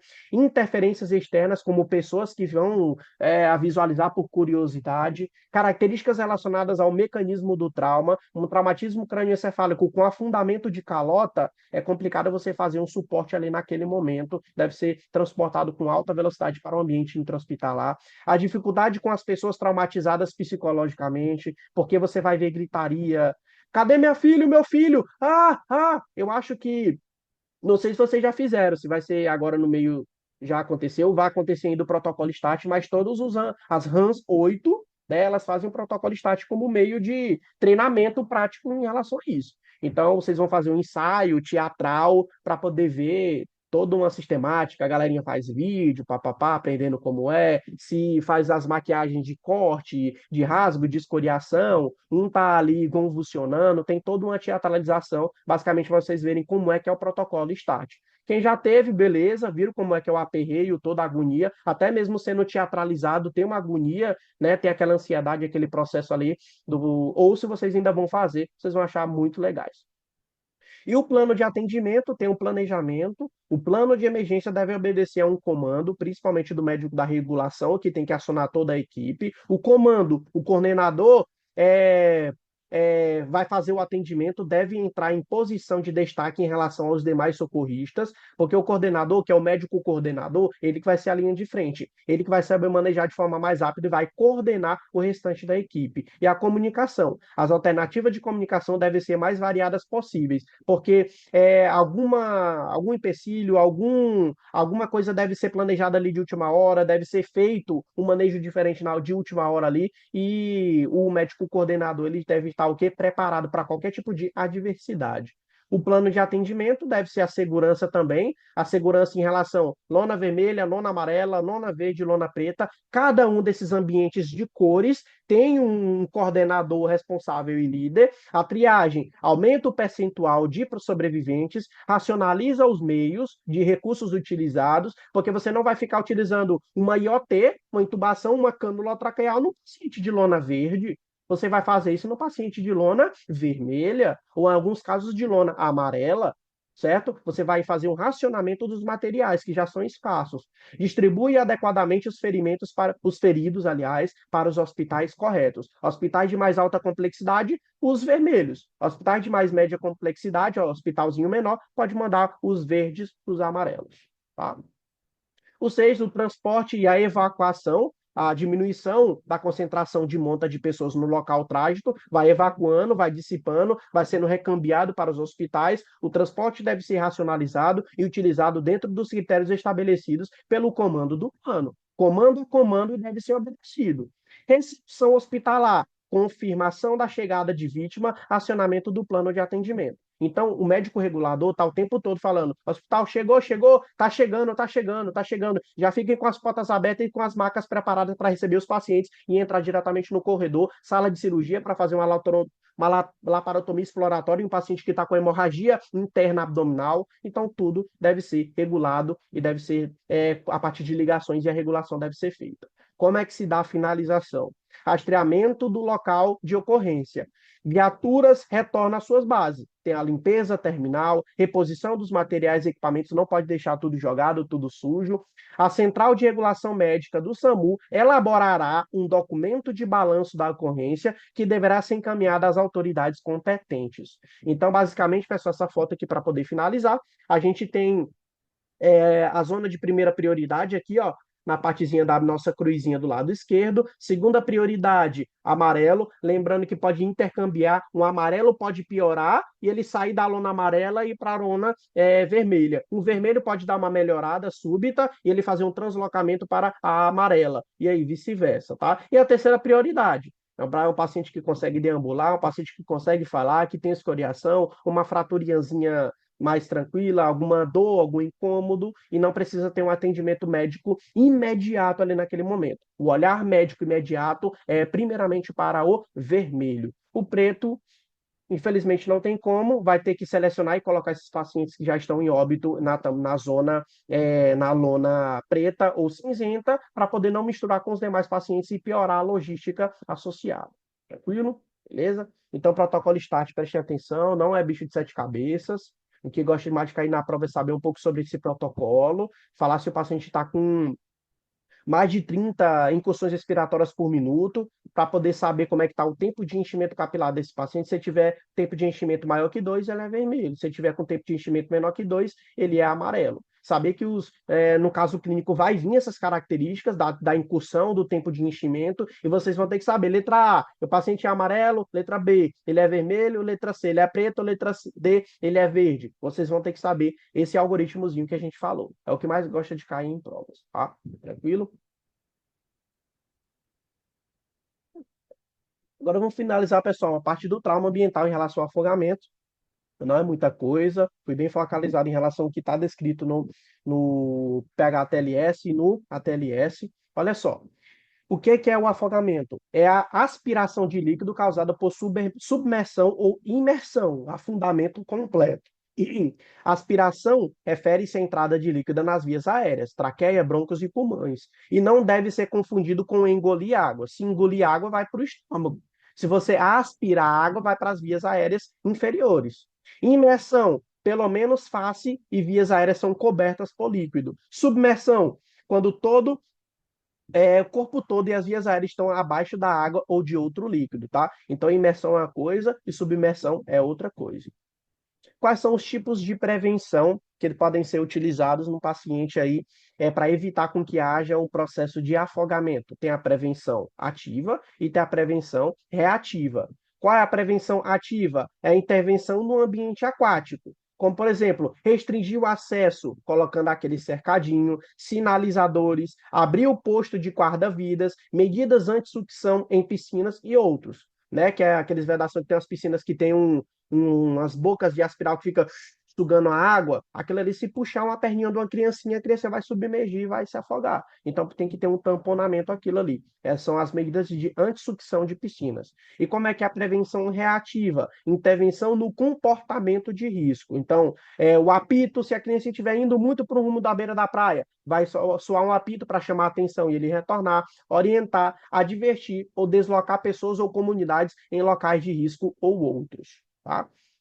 Como é que se maneja um paciente, pessoal, com afogamento? Suporte básico de vida. Tem o SBV, suporte básico de vida. Fase inicial do atendimento. Deve ser realizado antes de qualquer conduta. O suporte básico de vida à vítima de afogamento é composto pela aplicação de técnicas de abertura de via aérea, resgate respiratória, manobra de reanimação cardiopulmonar em terra firme, dependendo do comprometimento da vítima. Então, se esse paciente estiver com alto comprometimento, já com uma parada cardiorrespiratória, porque afogamento também pode ser uma causa de parada cardiorrespiratória, tem que lateralizar o paciente para ele poder fazer a regurgitação do excesso de água, para poder facilitar os processos de manobras. E, óbvio, manobra deve ser feita em terra firme, porque se for feito em algum lugar fofo, ou lugar ainda pegando a parte da água, você não vai ter eficácia nas compressões. Tá? Tranquilo? O manejo desses pacientes é baseado em 3 cenários. Primeiro cenário, caso a vítima esteja consciente e respirando, observar a vítima e colocá-la em posição lateral de segurança, que é decúbito lateral. Segunda cenário, caso a vítima esteja inconsciente, mas esteja respirando, observar a vítima e colocá-la em posição também lateral de segurança, em decúbito lateral. Em terceiro caso a vítima esteja inconsciente e sem respiração, abertura das vias aéreas e realização da ventilação de resgate. A vítima, se estiver em uma superfície estável, é interessante para inicializar o protocolo de reanimação associado. A abertura das vias aéreas é importante como? A partir de 5 respirações de resgate. É o método inicial para poder fazer essa aplicabilidade do suporte básico de vida. Caso não haja sinais de ventilação efetiva nesse paciente, a vítima permanece sem responder ou o tórax não se expande. Então, isso quer dizer que teve ineficácia nas manobras de respiração e de ventilação. Esse paciente pode estar associado a uma parada cardiorrespiratória. Tem que inicializar as manobras de ressuscitação cardiopulmonar. Iniciar imediatamente, então, olha só, a realização de compressões torácicas de alta qualidade, seguindo as diretrizes do suporte básico de vida da American Heart, incluindo a aplicação de um desfibrilador externo automático. Se foi parada cardiorrespiratória, tem que desfibrilar em ritmo chocável. Se o DEA viu que foi um ritmo não chocável, deve continuar compressões e aplicar drogas como epinefrina. É todo aquele protocolo de parada cardiorrespiratória. Ritmo chocável, choque, adrenalina, choque, epinefrina, choque, amiodarona, choque, epinefrina, choque, amiodarona. A choque, epinefrina, choque, epinefrina, choque, epinefrina, ad eterno. Só tem 2 doses de amiodarona no protocolo aqui do algoritmo à esquerda, no protocolo de ressuscitação cardiopulmonar. Quando o ritmo não é chocável, é só compressões e epinefrina. Compressões e epinefrina. Não tem choque. Classificação do afogamento, que é o que gosta de cair em prova, de acordo com o casozinho clínico. Primeiro, o paciente pode ter sido resgatado, ou seja, o paciente não apresenta tosse, não houve afogamento, ele foi resgatado antes de acontecer esse evento traumático. Se ele for um paciente de afogamento grau 1, um paciente que apresenta apenas tosse, sem espuma em boca ou nariz, ele só tossiu, colocou excessozinho de pouco de água que ele talvez deglutiu ou aspirou. Grau 2, paciente que apresenta tosse, além de uma espuma em pouca quantidade saindo pela boca ou nariz, indicando que já existe uma congestão pulmonar mínima. É importante decorar isso e saber, galera, porque uma questão ou outra gosta de saber qual o tipo de grau do afogamento daquele paciente de acordo com o caso clínico que foi dado. Paciente com afogamento grau 3, paciente que apresenta muita espuma em região de boca ou nariz, o pulso radial permanece palpável, afastando os sinais de choque. Grau 4, paciente que apresenta muita espuma em região da boca ou nariz, não apresenta pulso radial palpável, indicando sinais de choque. Grau 5, paciente em parada cardiorrespiratória. Iniciar o ACLS com as manobras de SBV e depois ACLS com as manobras de compressão e, se necessário, trazer o DEA para poder fazer ritmo chocável em caso de necessidade de choque. E o paciente grau 6, paciente em parada, aliás, grau 5, parada respiratória. Na parada respiratória vai ser só fazer manobras de ventilação para ver se ele tem um retorno espontâneo da respiração. E o grau 6, que é a parada cardiorrespiratória, que vai se utilizar o quê? O desfibrilador, em caso o DEA sinalize que o ritmo é chocável e fazer os protocolos do ACLS. Tá?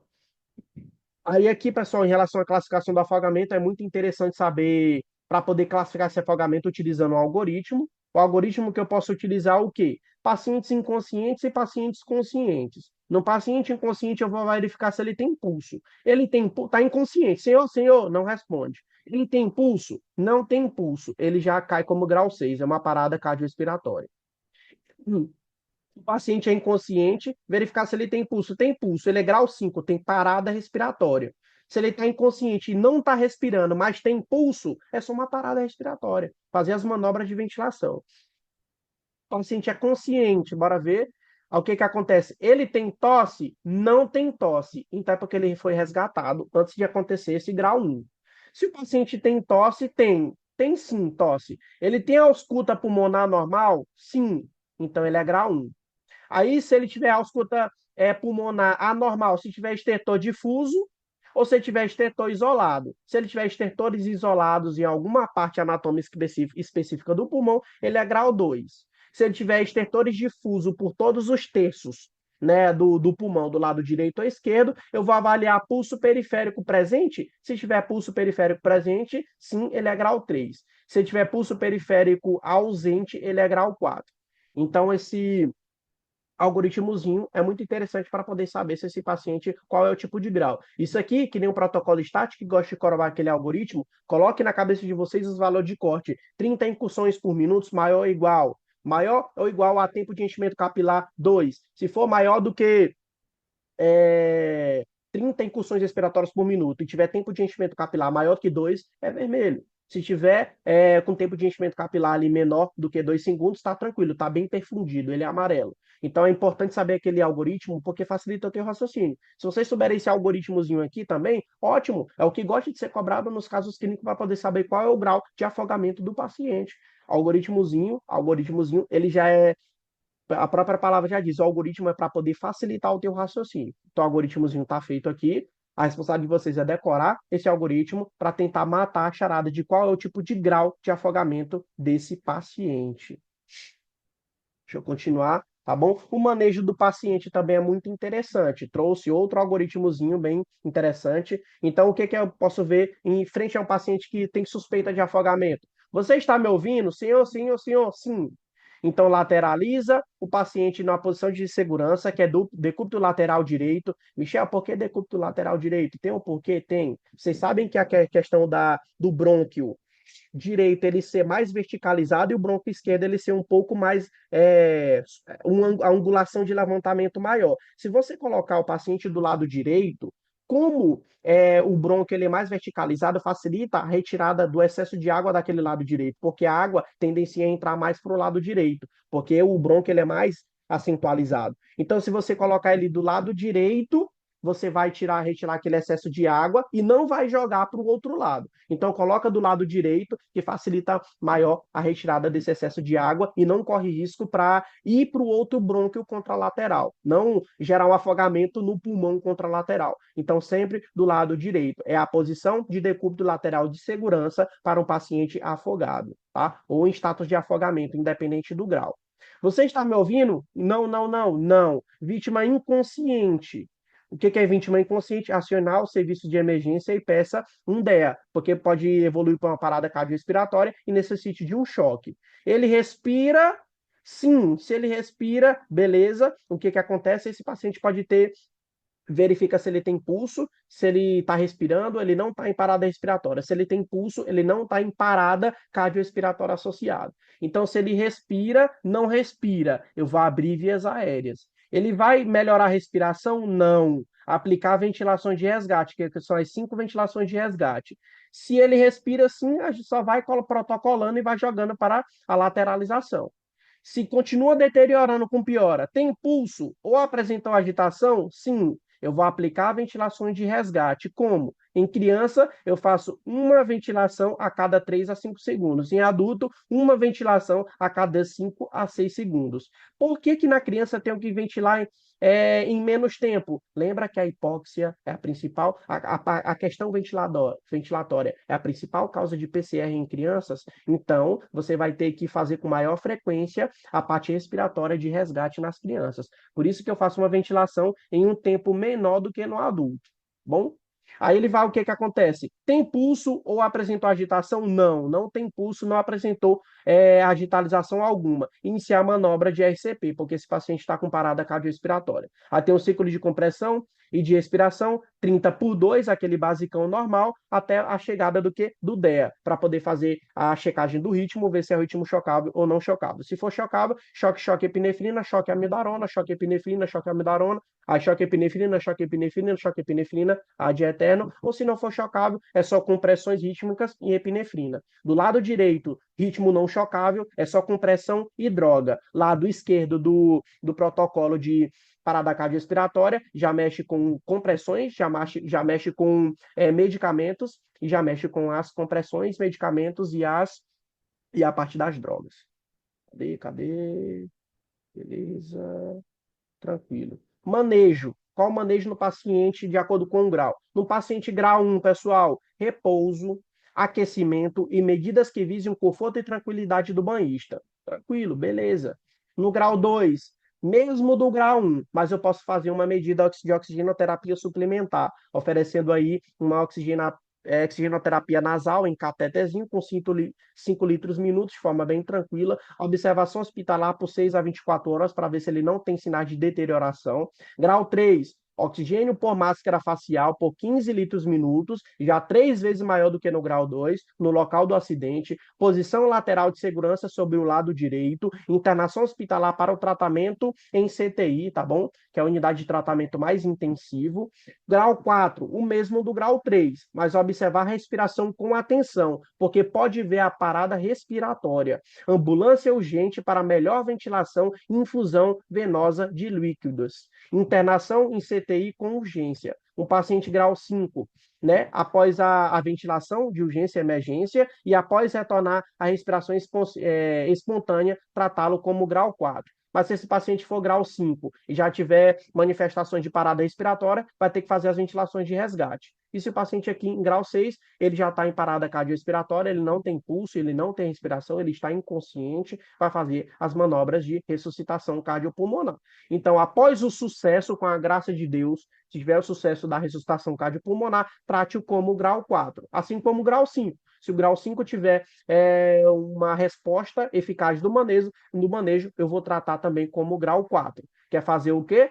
Observação, atenção, levar para o centro de internação e observação, e sempre tem um catéter venoso em fossas anticubitais para poder o quê? Fazer reposição de líquido ou fazer utilização de drogas vasoativas, caso seja necessário. Certinho? Tranquilo? Então, pessoal, obedeça os algoritmos direitinho. É interessante para a gente poder conseguir conquistar as questões que vão cair na prova de vocês. Raciocine com tranquilidade. Estou aqui sempre à disposição.